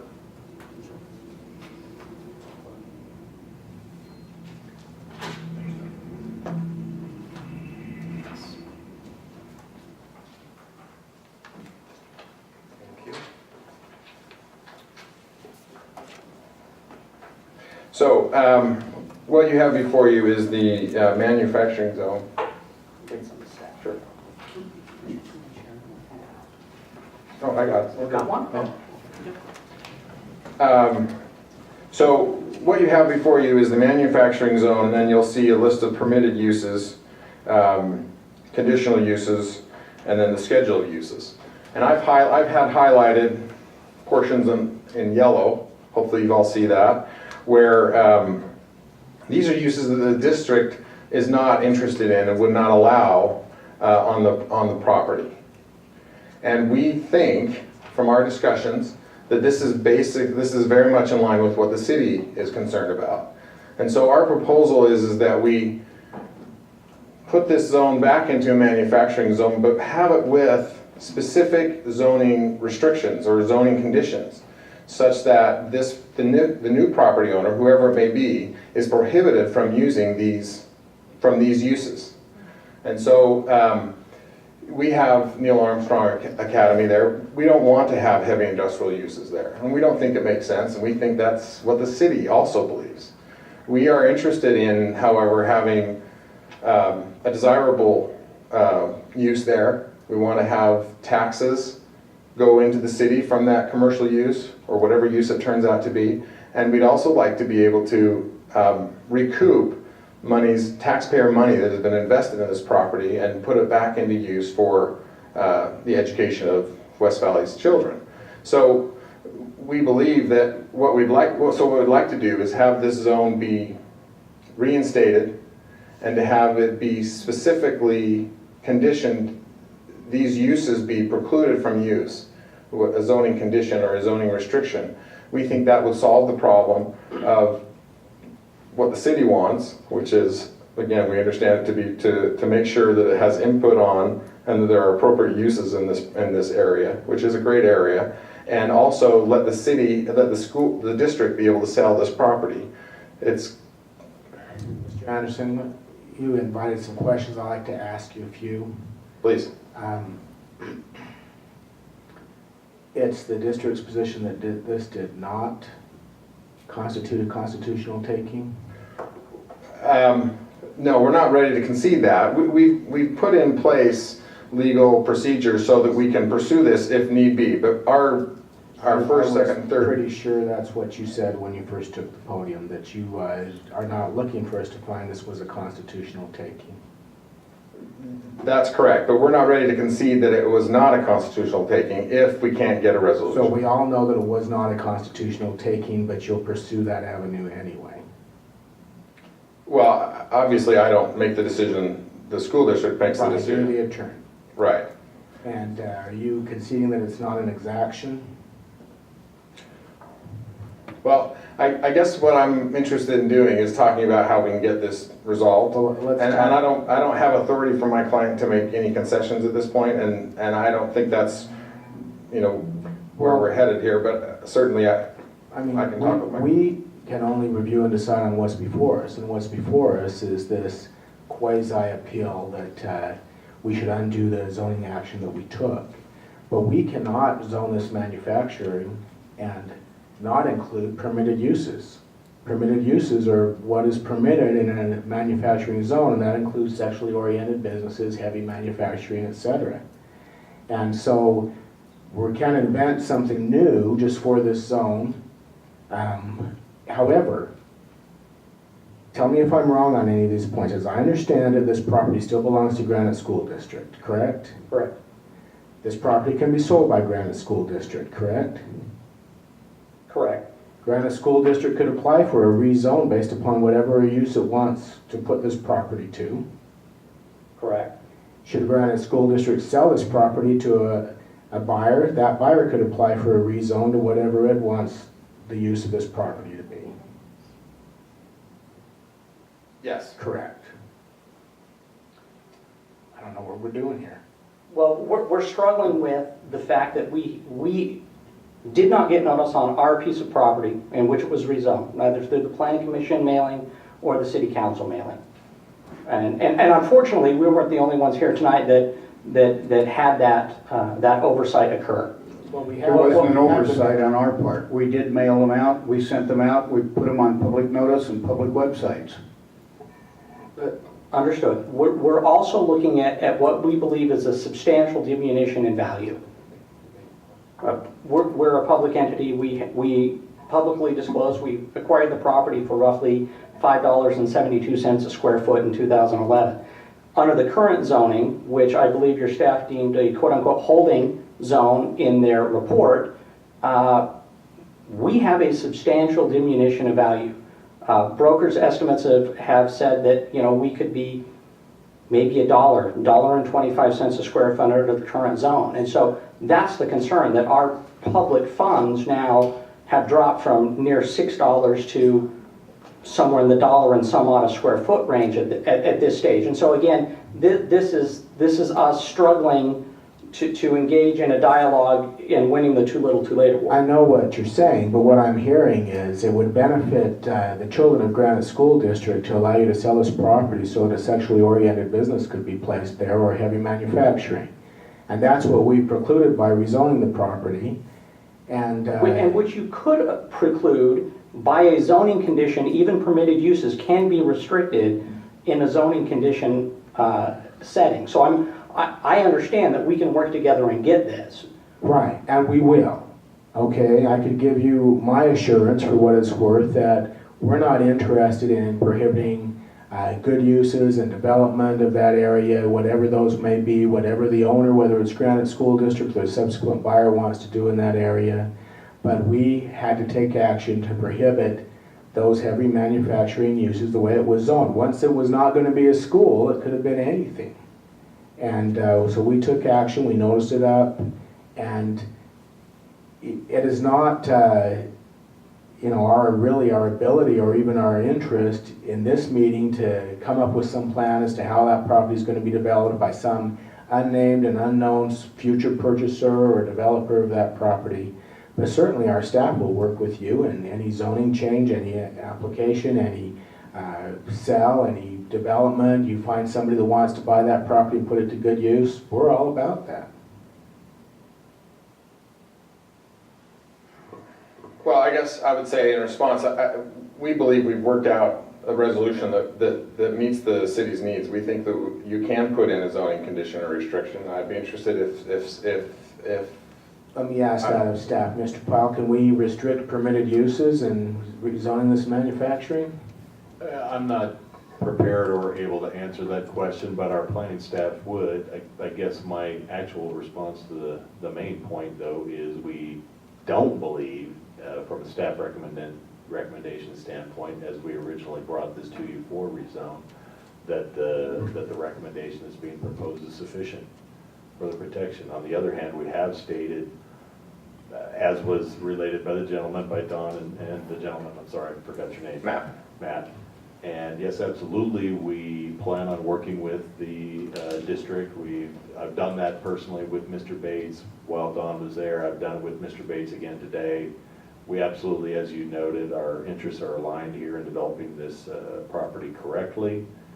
You also correctly pointed out the avenues for which they could also rezone, either currently, make application for rezoning either currently or with a potential developer, which, if it works in the overall interest of the community, we certainly would participate with.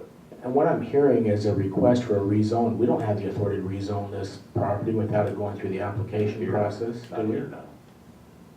So all we're looking at today is this a constitutional taking or an exaction? And if you'd focus on that, I'd appreciate it, because that's all we can decide, yes or no.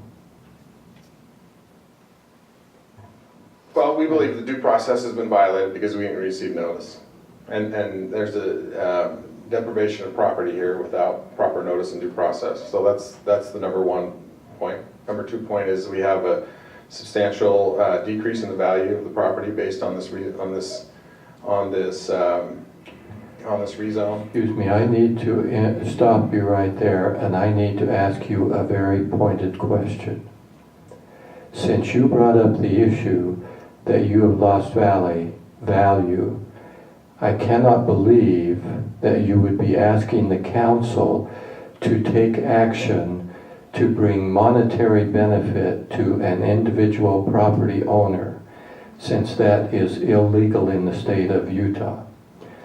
We cannot and we will not base our decisions upon whether there is a financial gain or loss to any individual property holder. To do so would violate ethics, law, and other issues in the state of Utah. So when you say you have lost value, I assume that you are not in any way asking us to base any of our decision on the value of the property or the financial benefit that may accrue to you, even though it has an impact on the children of the state of Utah. Am I correct in making that assumption? Well, I'm not going to try to understand what your assumption there is based on what you've said, but I understand the principle on which you've made that remark, and I agree that isn't appropriate in these circumstances. However, that's not what we're talking about here. We're talking about an action by the city that has taken away value. And that is the reverse of what you said is particularly applicable here, because the city's spot zoning has taken away property value from the district. Mr. Anderson, all zoning could be argued increases or decreases the value of the property rezoned. Right, but this is one that's brought by the city as opposed to an applicant. To which we have the right to do that. Right, unless it's illegal, capricious. And is that your argument? Oh yeah, that's what we're here. And your argument is that there is no notice. Right. Mr. Powell, was there notice given according to the state statutes? When the city is allowed to make its case, once the comments are done, they will make that case, yes. Thank you. I'm just trying to expedite things because I haven't heard anything that influences me whatsoever. So go. Right. So we are again. I mean, I understand where you want to take this. You want to take this to the point of whether it's a taking and whether it's illegal and capricious. I understand that. That's all that's before us, sir. Okay. Certainly, the ordinance can be vacated. That's before you. And it can be vacated on a number of grounds, one of which is that we didn't receive proper notice. Another one is that it was illegal and capricious, arbitrary, because because property was taken without due process. Now, again, we came in here with the idea that we can make this work, and the district would have, and it would have been appropriate to have this discussion prior to the rezoning. It would have been appropriate for the district and the city to work together to try to come up with a resolution. Now, I did look at the file, and there was a letter. There is no letter that said it went out. There is no proof that there was a letter went out. There's no certificate of mailing. There was no proof that anything was mailed. But certainly I saw that there was notice. Now, whether it went out or not is the question. And I know from my own investigations that the district did not receive anything. So it may be that that's where we are. We're in a dispute of fact, and that's something that we'd have to go to trial on. But again, that's not where we think this should go. And that's not where we would want it to go. We're not here on an adversarial level. Again, we tried to get this hearing put off to allow the district and the city to work something out, but the city was not able to delay that. And we offered to waive our rights to the 14-day decision, and the city was not able to delay that. So we understand that. We understand why we're here. And we are trying to make this work out. We are trying to work with our community partner. You invoked the law, and we're trying to comply with the law, which includes the hearing tonight and the decision forthcoming. And we believe we have a right to waive that, but go ahead. Well, you know, we don't want you coming back later and saying, well, we didn't comply with that law either. Well, I put us in a bind. It was not. No, we were not put in a bind. We did not put the city in a bind, right? We found out about what happened, and we took the only measures that were in front of us. And if we don't, then they lapse without us. So the 14-day review is something that we were willing to waive and willing to waive in writing. And I'm not sure who made the decision, but the decision was made that that wasn't appropriate. So here we are tonight. I think in a situation that's awkward and unfortunate, because I think, again, we could work this out. But certainly that's not the way the city approached it. Certainly we'll work it out. But that's not the way it was done, right? I mean, we didn't have prior involvement, we didn't have prior discussion, we didn't have prior input, we didn't have prior notice. So to now say, oh, don't worry, we'll take care of you, it's difficult to do that in light of the circumstances. We believe we have rights, property rights. We believe we have a duty to protect the citizen, the taxpayers' money. We believe we have a duty to pursue this, and we think we can get it done on a more across the table basis rather than adversarial basis. And that's why we're here, and that's how I've been instructed to approach this, and that's how I've tried to approach this. We don't want this to be an adversarial process. We think that we have the same interests. We believe that you can do a zoning condition that would limit the uses that the city doesn't want to have. I've been told that there's a potential for a light industrial zone, which would be another process that, again, is not before you today, but certainly we believe this is something that can be done. But we have a basis here. We don't have notice. We have an illegal deprivation of property rights, and we're left with property that, I mean, in the summary of the documents that were presented before the Planning Commission and the City Council, it says this is not a zone we anticipate using. We're putting this in place to ensure they have input. Unfortunately, the city wanted input on the use of the property without getting input from the property owner. We believe that's inappropriate.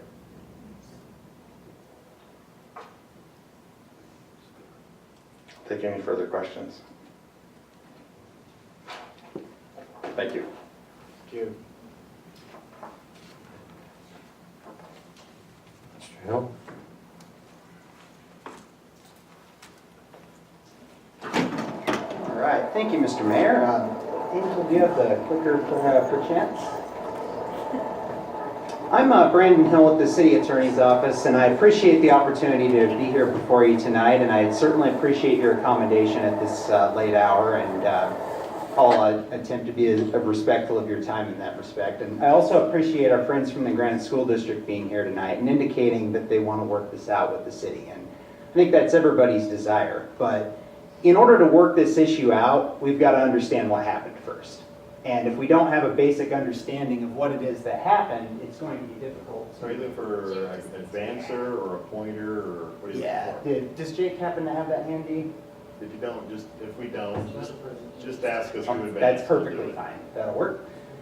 So in accordance with that, I just want to briefly lay out what it is that's happened here and why it is that the city's action did not constitute a constitutional taking, which is why we're here tonight. That's the question that's been appealed. Was there a constitutional taking? Yes or no? And other issues are outside the scope of that. So Jake, let's hit the next slide.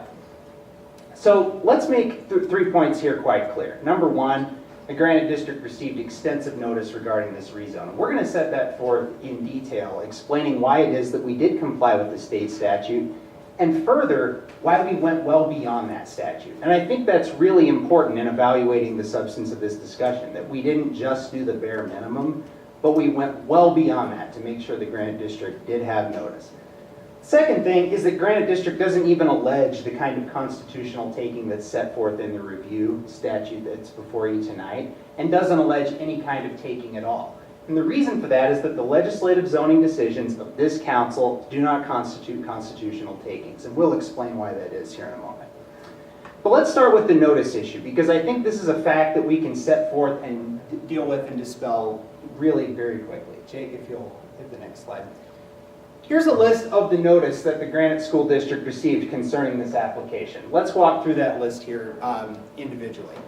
First thing is the letter that Mr. Anderson represented that was provided to him in his grandma request, which is the letter of March 2nd, which set forth the date and time of the Planning Commission hearing, explained the implications of the rezone, set forth the property owner rights as required by state law. That letter was sent to the Granite District on March 2nd, okay? That's not all. Newspaper publication on March 5th informing the public of the time and date of the Planning Commission hearing. Now that's both the study session and the regular session. So anyone in the public is invited out to that meeting to come out and express their feelings one way or another. We have a second letter to the Granite School District on March 9th reminding the Granite District of the date and time of the Planning Commission hearing. Now, this letter not only went out to the Granite District, but also went out to neighboring property owners as provided by city ordinance. And so the kinds of property owners that we saw out here tonight who were concerned about developments in their neighborhood, who appeared in response to that notice, this same letter was sent to the Granite District. We have Planning Commission agendas posted at City Hall, the Utah Cultural Celebration Center, the Fitness Center, Utah Public Notice website. Okay? All of these public places, places that get a lot of foot traffic, we post that there so that people will see those notices and so that people will have the greatest opportunity to know what's going on in their community.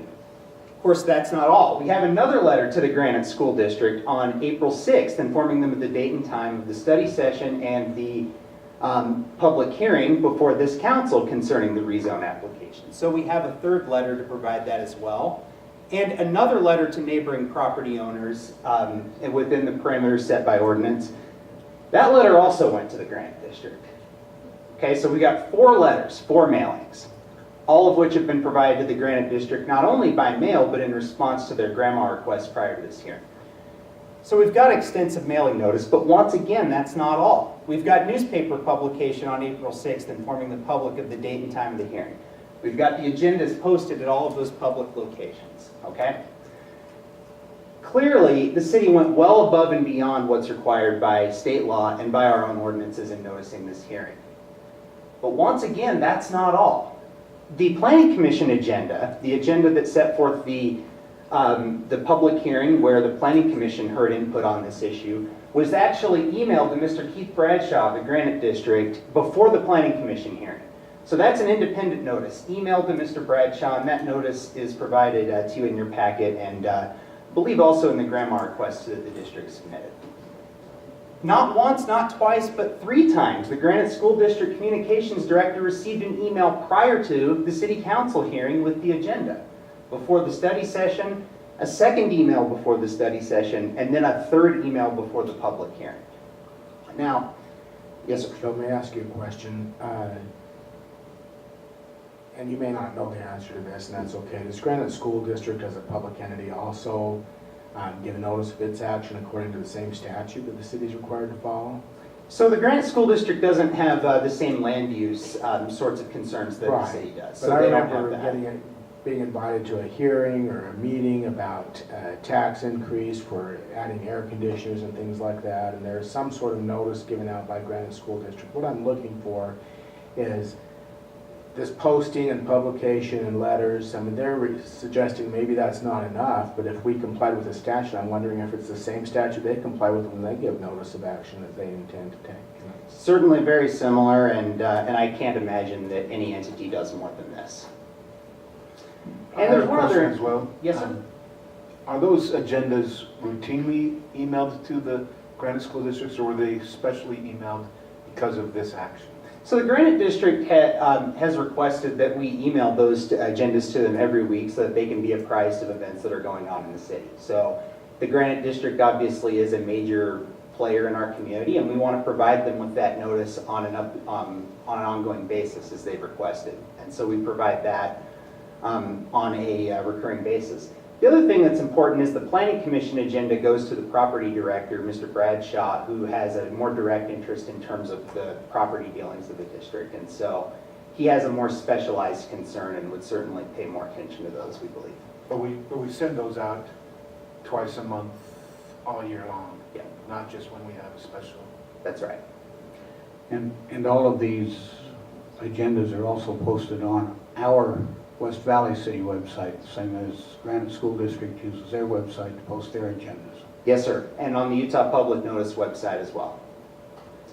And there's one other element of notice that is actually not on the slide, and I'm terribly sorry about that, but also deserves to be mentioned, which is that the city's had rather extensive preliminary conversations with the district's own broker concerning this property and potential future uses of the property. And as you review the minutes from both the Planning Commission agenda as well as the study session agenda of this city council, what you'll see is that the city's discussions with the broker concern the rezone, and the broker says, yeah, I understand that. It makes sense to me. You know, let's continue a dialogue. Let's continue to work it out.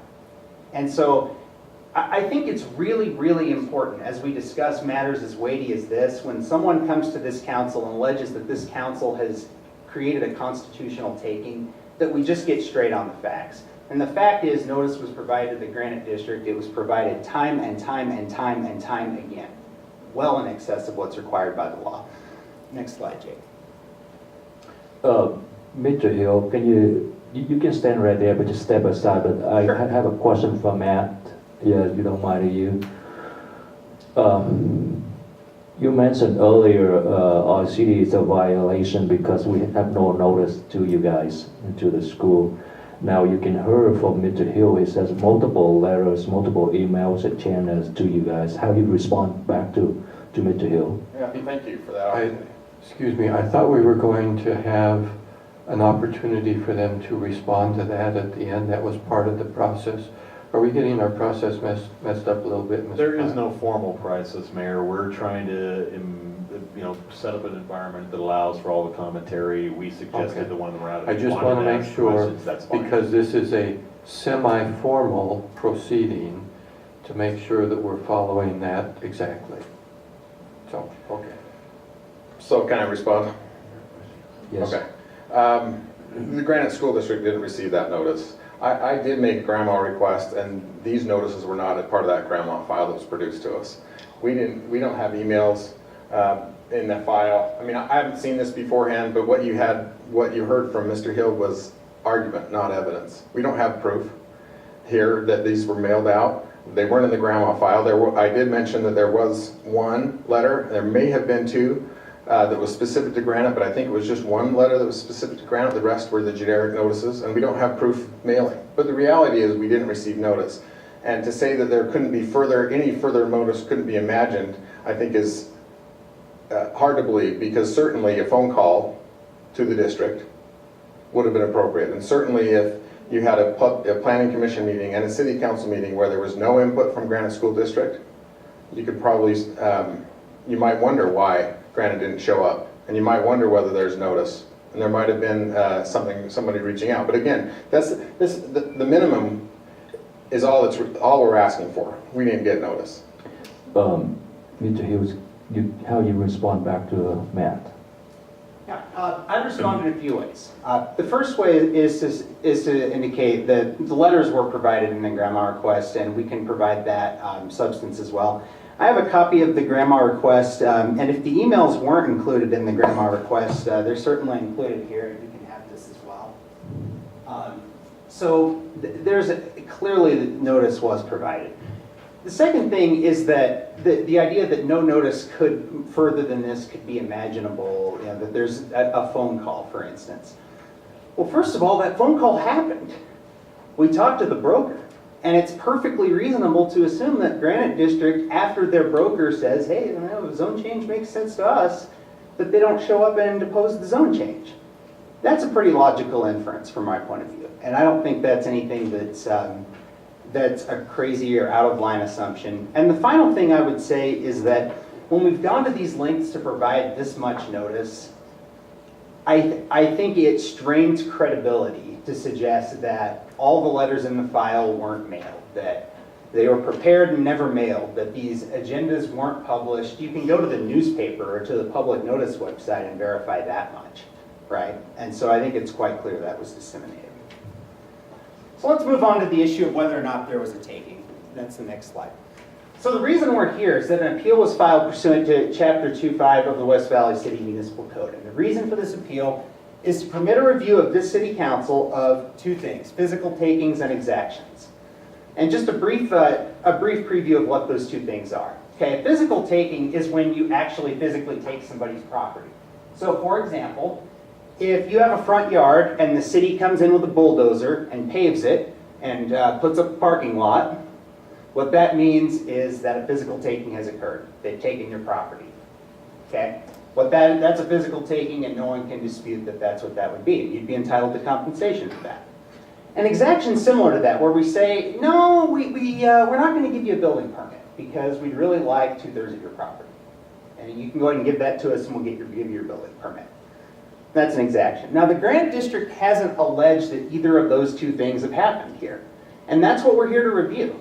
And in the Granite District's presentation, we didn't hear any explanation as to why it is that anything this council has done constituted a physical taking or an exaction. There's no analysis, there's no argument, there's no evidence, there's just nothing. There's just the hope that you'll find that a physical taking or exaction occurred, and they haven't even explained what that would theoretically even be. How could that even happen? The city doesn't own any of that property now. Where's the physical taking? Where's the exaction? Okay? So we see there's nothing here to review. That because there's no physical taking, because there's no exaction, that there's nothing for the council to review here. That the city council's decision wasn't that. And finally, let's go a little bit further than that. And let's explain why it is that zoning is not a taking, period. Okay? The Granite District hasn't explained any of this. They haven't explained to you why it is that you committed a constitutional taking. Next slide, Jake. Utah has always understood that zoning is important. And what the Granite District has explained to you tonight is that they also recognize that there are certain uses that are simply not compatible. And that's the reason we have zoning. Okay? So the idea that we'd have sexually oriented businesses, that we'd have a wrecking yard, that we'd have a bunch of tow yards right next to an elementary school, that just doesn't work, right? And that's why we have long-term sustainable zoning and planning to avoid those kinds of outcomes, okay? So the district understands that and agrees with that. And the city council is looking at that big picture and saying, what land use decisions make sense for our community going forward? How do we ensure compatible uses and reasonable harmony of the community going forward in the long run? We don't look at short-run property owner interests. And we don't say, yeah, this is really going to help a particular property owner out in the short term, so we're going to go ahead and make this decision. That's not what this council does. This council's decisions are looking at a longer-term basis, as we're required to do by law. Next slide, Jake. Property owners sometimes aren't happy with those decisions, okay? And that's what the legislative process is all about. That's why when notice is disseminated, we come out to participate tonight. You saw that tonight. You saw a number of property owners come out and express some concerns that said, hey, maybe this residential estate zone isn't appropriate. Maybe we like things exactly the way they are. Property owners always do that. They always have those concerns, okay? But what we do is we look at those concerns and we weigh them and we balance and we look at the community as a whole. And that's what we did in formulating our general plan. For example, we took the Granite District's representations that they wanted to build a school in this location and plan for that in our community. So we designate that in the general plan and say this is where the Granite District plans to build a school that makes sense in this neighborhood, it's compatible with the surrounding uses, and it's in the general plan. And so as those plans change, of course, the land use picture in the city changes as well, and so we have to respond to that. We have to respond to that from a much bigger picture and not the little picture. Now let's talk about the taking issue very specifically here. The district hasn't explained to you why it is that your zoning decision, that you're finding that manufacturing uses are not compatible with that neighborhood. And that's a finding the Granite District has agreed with. On the record for you tonight, they've told you that's not appropriate. They've given you a list of specific uses in the M zone that are not compatible with what's going on in that neighborhood, including the district's own elementary school. We know that. That's established. Everybody agrees on that point. But they say, no, it's a taking anyway. Even though those uses are not compatible, and we agree they're not compatible, we allege that the property is less valuable now. Utah courts have uniformly rejected that proposition. Repeatedly, time and time again, Utah courts have said, The short-term or even long-term decrease in value of property, even assuming that exists here, which hasn't been proven by any stretch, even if that's true, that's not a taking as a matter of law. Even if you assume everything they're telling you about that's right, it's not a taking. Utah courts have said so, federal courts have said so. Indeed, the district can continue to build exactly what the general plan says was the most appropriate use in the A2 zone, which was the school, the community use. What the Granite District always planned on building in that area, the school, the community use, and what the deed restrictions governing the property say they have to build, which is a school or a community use. They haven't even explained to you how they can develop this property as manufacturing property, even if you gave them everything they wanted. And let's conclude by asking you to think about what it is that they want from you tonight. They want you to find that you committed a constitutional taking in rezoning the property and providing this notice. They want you to fix that by rezoning the property on the fly tonight with no notice to anybody.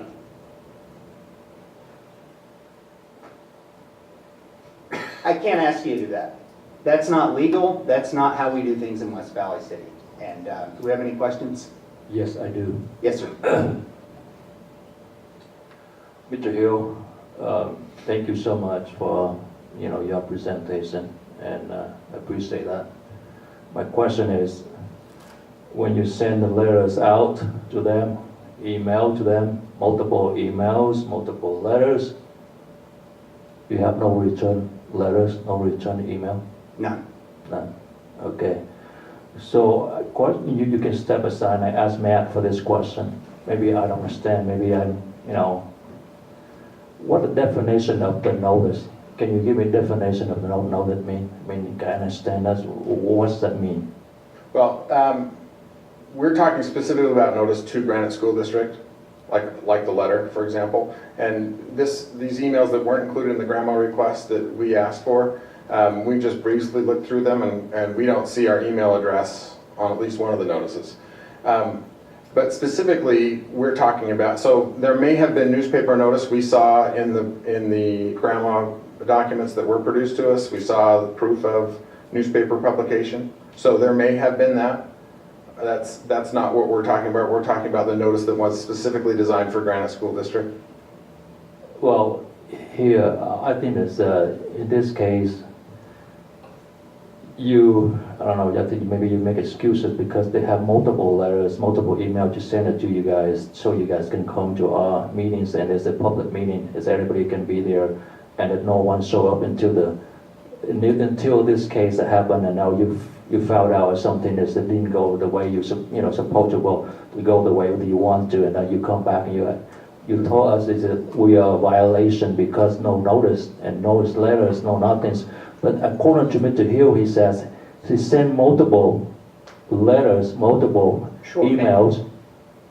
Mr. Hill is only partially correct. I'm happy if we go back to the notice slide. No, partially correct. Where he states... It's not partially correct. It's correct 100%. No, it is not correct 100%. He alleges that our property manager, Mr. Keith Bradshaw, received an email. He does not produce Mr. Keith Bradshaw's email address on any of these documents. So I'm saying he is not 100% correct. Well, and I think that's accurate. I'll let the Mr. Hill respond back to you about that you said not 100% correct. Mr. Hill. Go ahead, Mr. Hill. Let me provide that for you. It is the, let's go ahead and actually go ahead and turn to this. This is, the caption is March 23rd, 2016 public hearing agenda. And the email of Mr. Keith Bradshaw appears 1, 2, 3, 4, 5, 6, 7, 8. 9 lines down, and the address is to the far right. Mr. Bradshaw's email appears right there. Can you read it loudly? It says keith.bradshaw@granite.k12.utah.us, and his email address is kbradshaw@graniteschools.org. He did not get this email. Because you have changed your email addresses? That's correct. This did not get to us, and I'm positive that's why it did. You didn't send us notice that you changed the email address. Right. So Keith Bradshaw hasn't been getting any of our planning commission notices for a year. He got them before, But after the email changed, he didn't get them, and he hasn't notified us that it changed. Right. I have a question for Mr. Hill. Yes, You mentioned a deed restriction. Could you explain that to me? That's right. In the materials that the Granite District provided to you with this request for review, they provide the document by which they purchased the property. And if you'll refer to that document, and I can point you to a page number there. And let me pull that out. I'm sorry, I don't have the page number handy. Let's go to page 5 of the agreement, which is attached as, I believe, Exhibit 3 in the Granite District's presentation. And what that provision reads, and I'll just go ahead and quote that from the document, is that the buyer, which is the Granite District, agrees the property shall be developed and used only as a public school, which may include such facilities as are traditionally associated with a public school, such as parking facilities and recreation areas. So this is an actual restriction that runs with the land there? That's the covenant that they've entered into in purchasing the property. And would this agreement be recorded with the deed, with the title? There's no recording provision in the agreement. So how would this be enforced then against Granite or any subsequent owner of the property that it could only be developed as a school? How would that work? Well, upon the violation of that covenant, the seller in that agreement would have a right to take an action to enforce that. But only the seller, not the city? That's right. The city would be The powerless. city in would that. be ignorant of that restriction even being there. That's right. So the city couldn't rely on that deed restriction and say, well, we need to worry about rezoning it because there's a deed restriction that no one would ever know about and only the seller could enforce. That's right. We would not be able to rely on that to protect the surrounding neighborhood.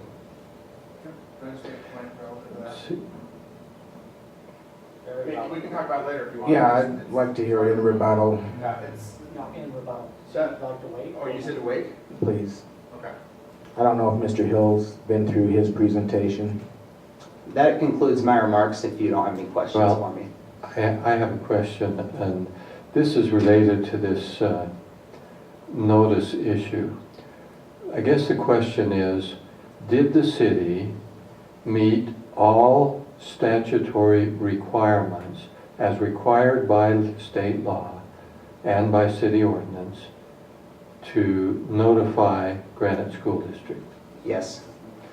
Second, there was talk about phone calls and the fact that no one responded. Is it common or uncommon for people noticed about zoning changes to respond or not respond?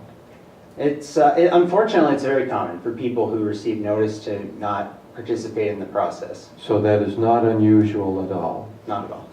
And phone calls, although they might be courteous, are not required by state law. They're not required, and it's not clear who they would go to for maximum effect at that point. Okay. Thank you. Thank you, sir. Thank you, Mr. Hill. May I have a couple of questions for you?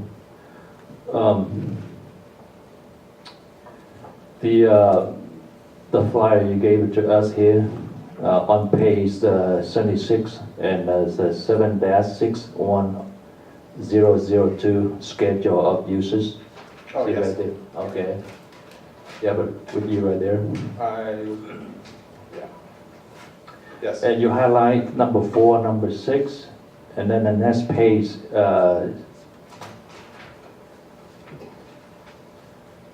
77, you highlight number 37, 42, 43, and 50. What does that mean? Can you explain to us, please? So these are uses that we would happily agree to preclude from use in this zone. So for a zoning restriction or a zoning condition. So you don't want them, you don't want these items on that list? In other words, we don't think that's an appropriate use for the property. Okay. And we'd be willing to agree to a zoning restriction accordingly. Okay, thank you for explanation. But here, I don't drink, I don't smoke. But it's not fair for people. They can they can own this place and they can put the liquor, the retail store for selling beer and other things in here. I don't drink, I don't smoke, but it's not fair for other people to do that. Because this application, all this right here, all items in this list right here is applied for every citizen in this city. And if we take it out, it's unfair. Unfair to our new owner. To be clear. I don't drink, I don't smoke. And I don't either, but to be clear, So, we don't it's say not that fair. these have to be here, we're saying we're willing to agree to it. So if that's what if the city doesn't want these restrictions, then we don't want them on them either. But we're saying these are things that we would agree to right off the bat, where we can engage in a discussion about it, but that's only. Matt, but here, if we, with the city, we partially take side with the Granite School, and that's not fair for other citizens here in this city. You know what I'm saying? Well, no, I disagree, because you put in there an A2 zone, which would prevent this from, for example, recreational facility beer retailer would be prohibited from that zone. So the city is getting that prohibition just through a different zone. I would love to have you out, but there's a constitutional. Is this applied for every single one of the people in this city? Zoning conditions are constitutional. You want us to take them out, and that's not fair, and that's not right. Well, no, I'm not saying we want you to. We're saying that in order to agree in order to meet the city's concerns, we'd be willing to do that. But we're not saying it has to happen that way. That's not coming from a demand. That's a willing concession. Okay, I understand. But don't have to. Well, no, we've got others, and I have questions, but Mine's more of a comment, because, you know, I really don't like the feel of the way this has gone, and so I maybe kind of want to bring this back to where I think we all want to be, and that is where we want to cooperate. So I'm just going to ask a real simple question. It doesn't change what we're doing tonight, but it might change what happens in the future. And that is, if this stays as an A2 zone after tonight, nothing prevents the district or the city from sitting down together over the next few months and then having the district come back and request a zone change to something more appropriate. Is that a fair statement?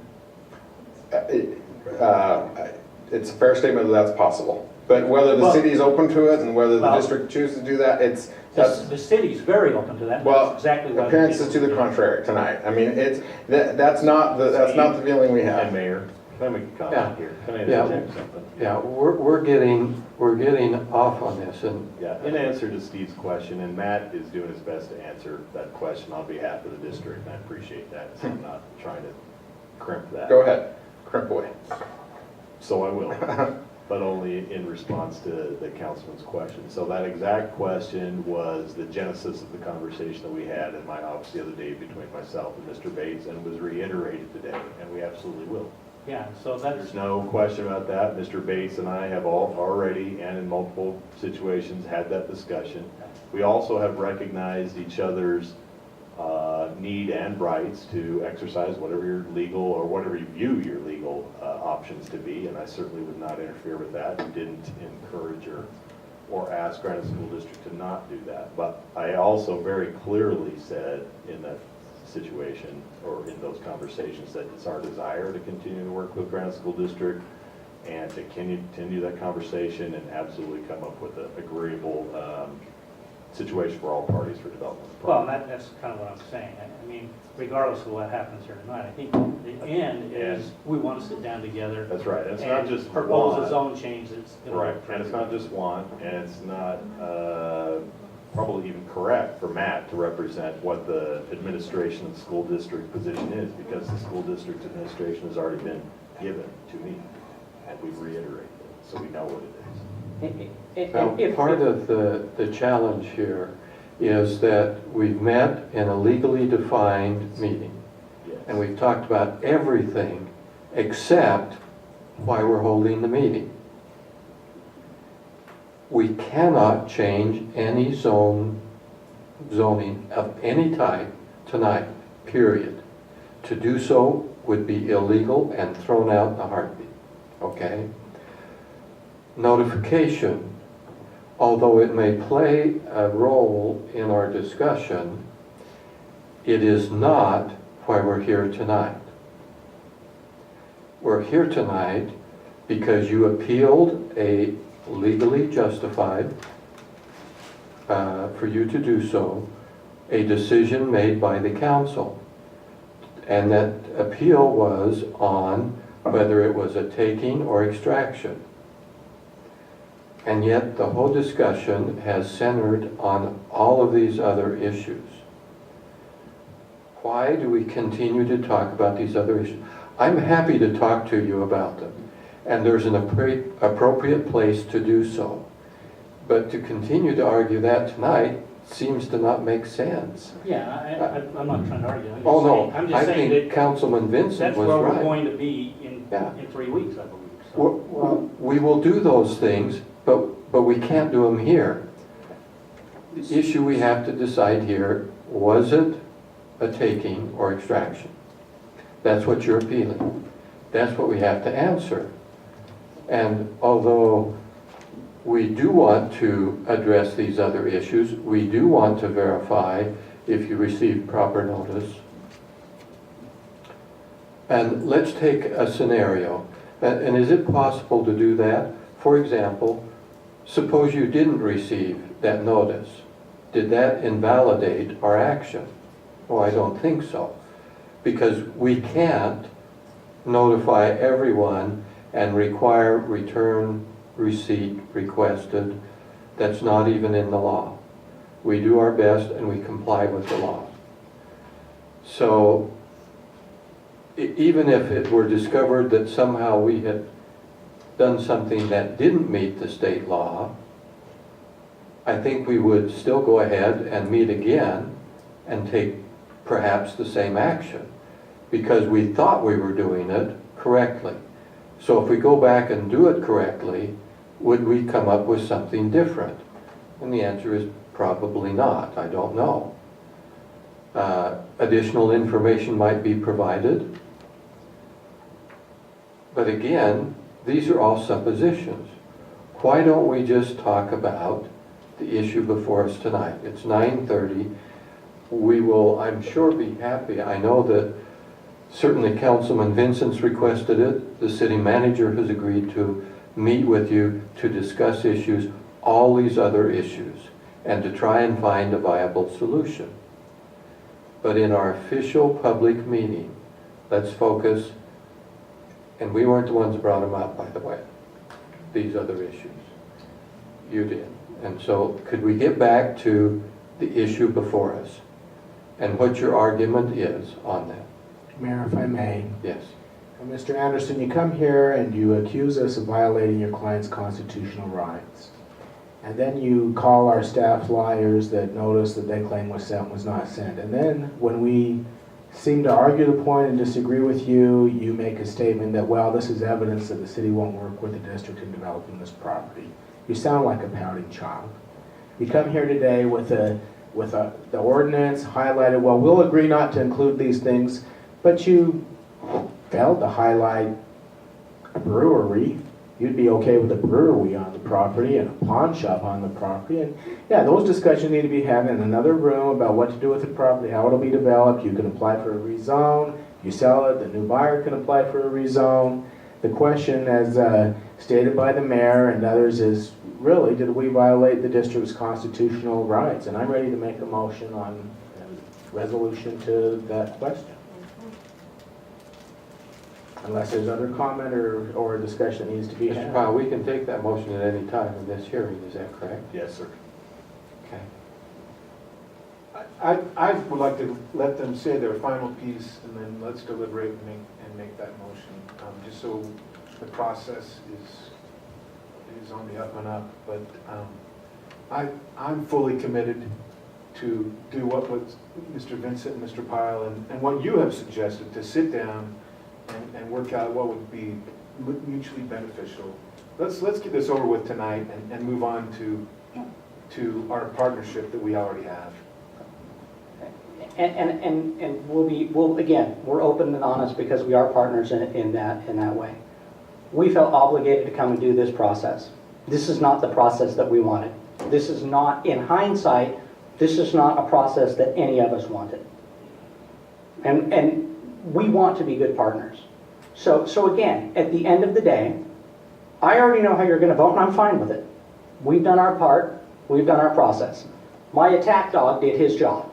I apologize for anyone that he offended, but that's his role. My role is to be the one that brings the partnership together later and works out a deal with everybody that we can all live with.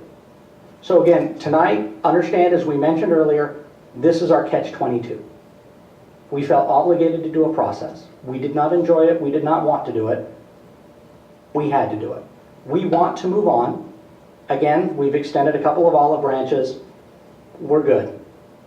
That's all. We're doing process. We want no hard feelings. And so we're happy at 9:30 at night because I miss my family and you miss your family. Let's take a vote. We'll move on and we'll do what we need to in the coming weeks and months. If you didn't want to do the process, why did you start the process? Because in order to preserve all rights and remedies available by law through the district, we had to do this process. We are at the outset very hopeful that we reach consensus at the end of the day. If we do not reach consensus, we had to check all the boxes before we proceed. That is why. This is part of a process to preserve all rights and remedies by the district. That's all. Whether there was notice or not, I don't believe this action of rezoning constitutes a taking or an exaction. I make a motion that this council direct city staff to prepare an opinion reflecting the decision that the action did not constitute a constitutional taking or exaction. Second. Motion is properly before us. Any further discussion? Mr. Pyle. I just have one comment, Mayor. It's more of a caveat. It doesn't influence the pro or con of the vote or anything. It's just that I wanted to make sure that we are clear in our understanding of how we will proceed from here. So this proceeding that was requested, which we carried forthwith, in which the council was very generous in using their time and considering. We appreciate that. We'll move forward in however the vote is exercised. But there is, I just from a caveat standpoint, wanted to let you know that there is another legal proceeding that was alluded to, although I don't think we talked about it at any great length, and that is that there is an actual notice of claim or similar instrument filed for the purpose of further litigation, which we're also more than happy to work through and work with the district on and make sure that we move beyond that and continue on in our development conversation. The only caveat to that I wanted to make sure the council remembered, and you would know this anyway, this is more for a matter of record, is we won't have further discussion. We won't meet together as development partners or whatever until that litigation is resolved. Now, we would hope coming out of this hearing that we can have further discussion and quick resolution to that, and the Granite School District will withdraw that action. But again, it is sort of a catch-22 situation for all of us here. Just like they felt like they needed to take this action, we didn't feel like we should or could encourage or ask them to prevent them from exercising their rights, and hence here we are this evening tonight. Hopefully we'll move past this and get quick resolution of that legal action and then be able to move forward to that development discussion. I just wanted to make sure that you all understood that that's how that would proceed. Are you saying, Mr. Paula, we as a city will not negotiate the resolution of a pending notice of claim? No. What I'm saying is we won't negotiate any development deal until that pending claim is resolved, withdrawn, fixed, done, whatever. But don't they go together? I mean, even if they had filed a lawsuit, we would enter into negotiations. We don't have to litigate it to a conclusion and then try to Yeah, but we're just talking about the litigation action itself, not a project. And there is no project. I'm talking about future discussion at this point, talking about how, what kind of development could go in there, what kind of project could go, what sort of, and yes, zoning could go, which may be where you're going. But we can't really negotiate that while we've got outstanding litigation hanging over us. So that's got to be resolved first. I would disagree. I think that's exactly when we would negotiate it, so that we could resolve the property and eliminate the need for any litigation. The litigation's already filed. Right. Yeah, okay.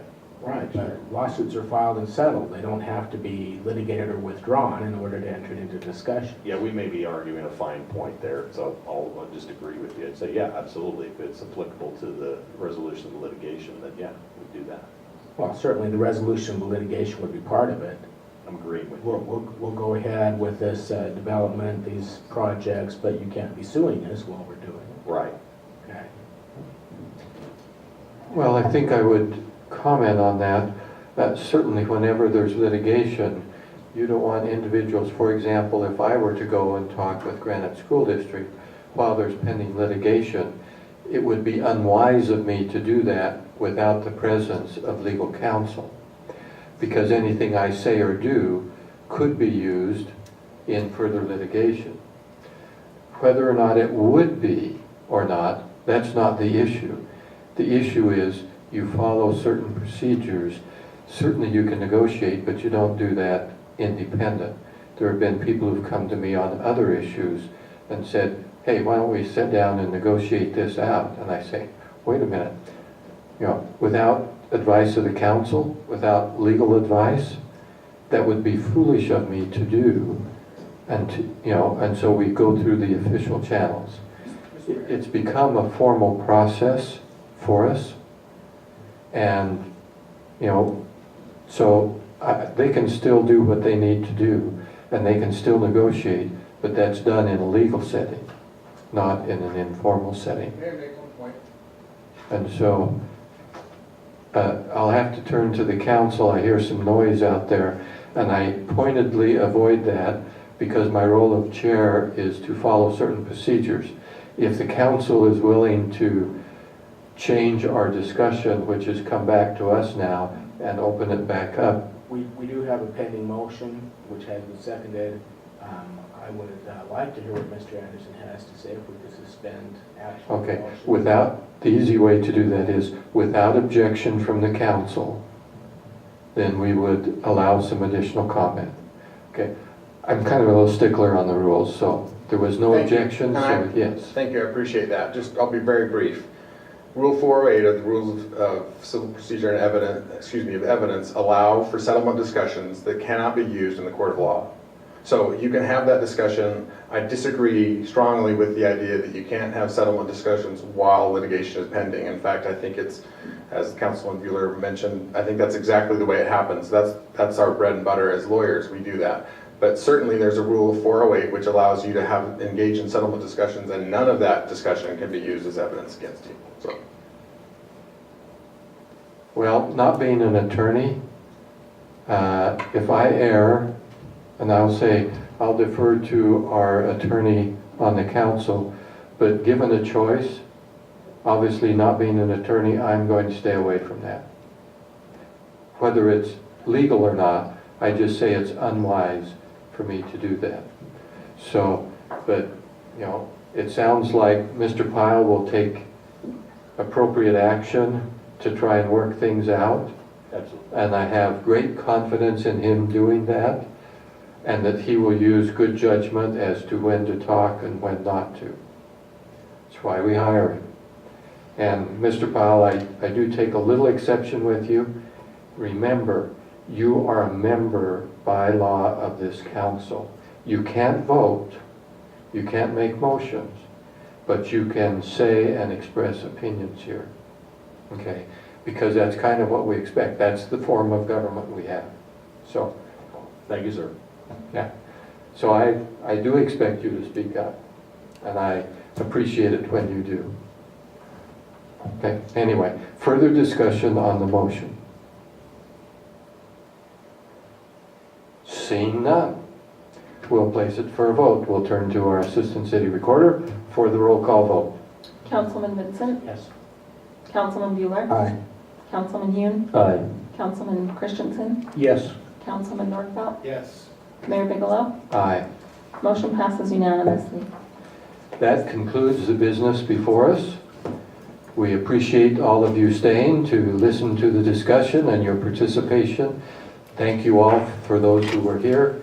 With that, we'll take one final motion and be done for the Motion to adjourn. Motion to adjourn. All in favor, say aye. Those opposed say no. Motion passed unanimously. We are adjourned.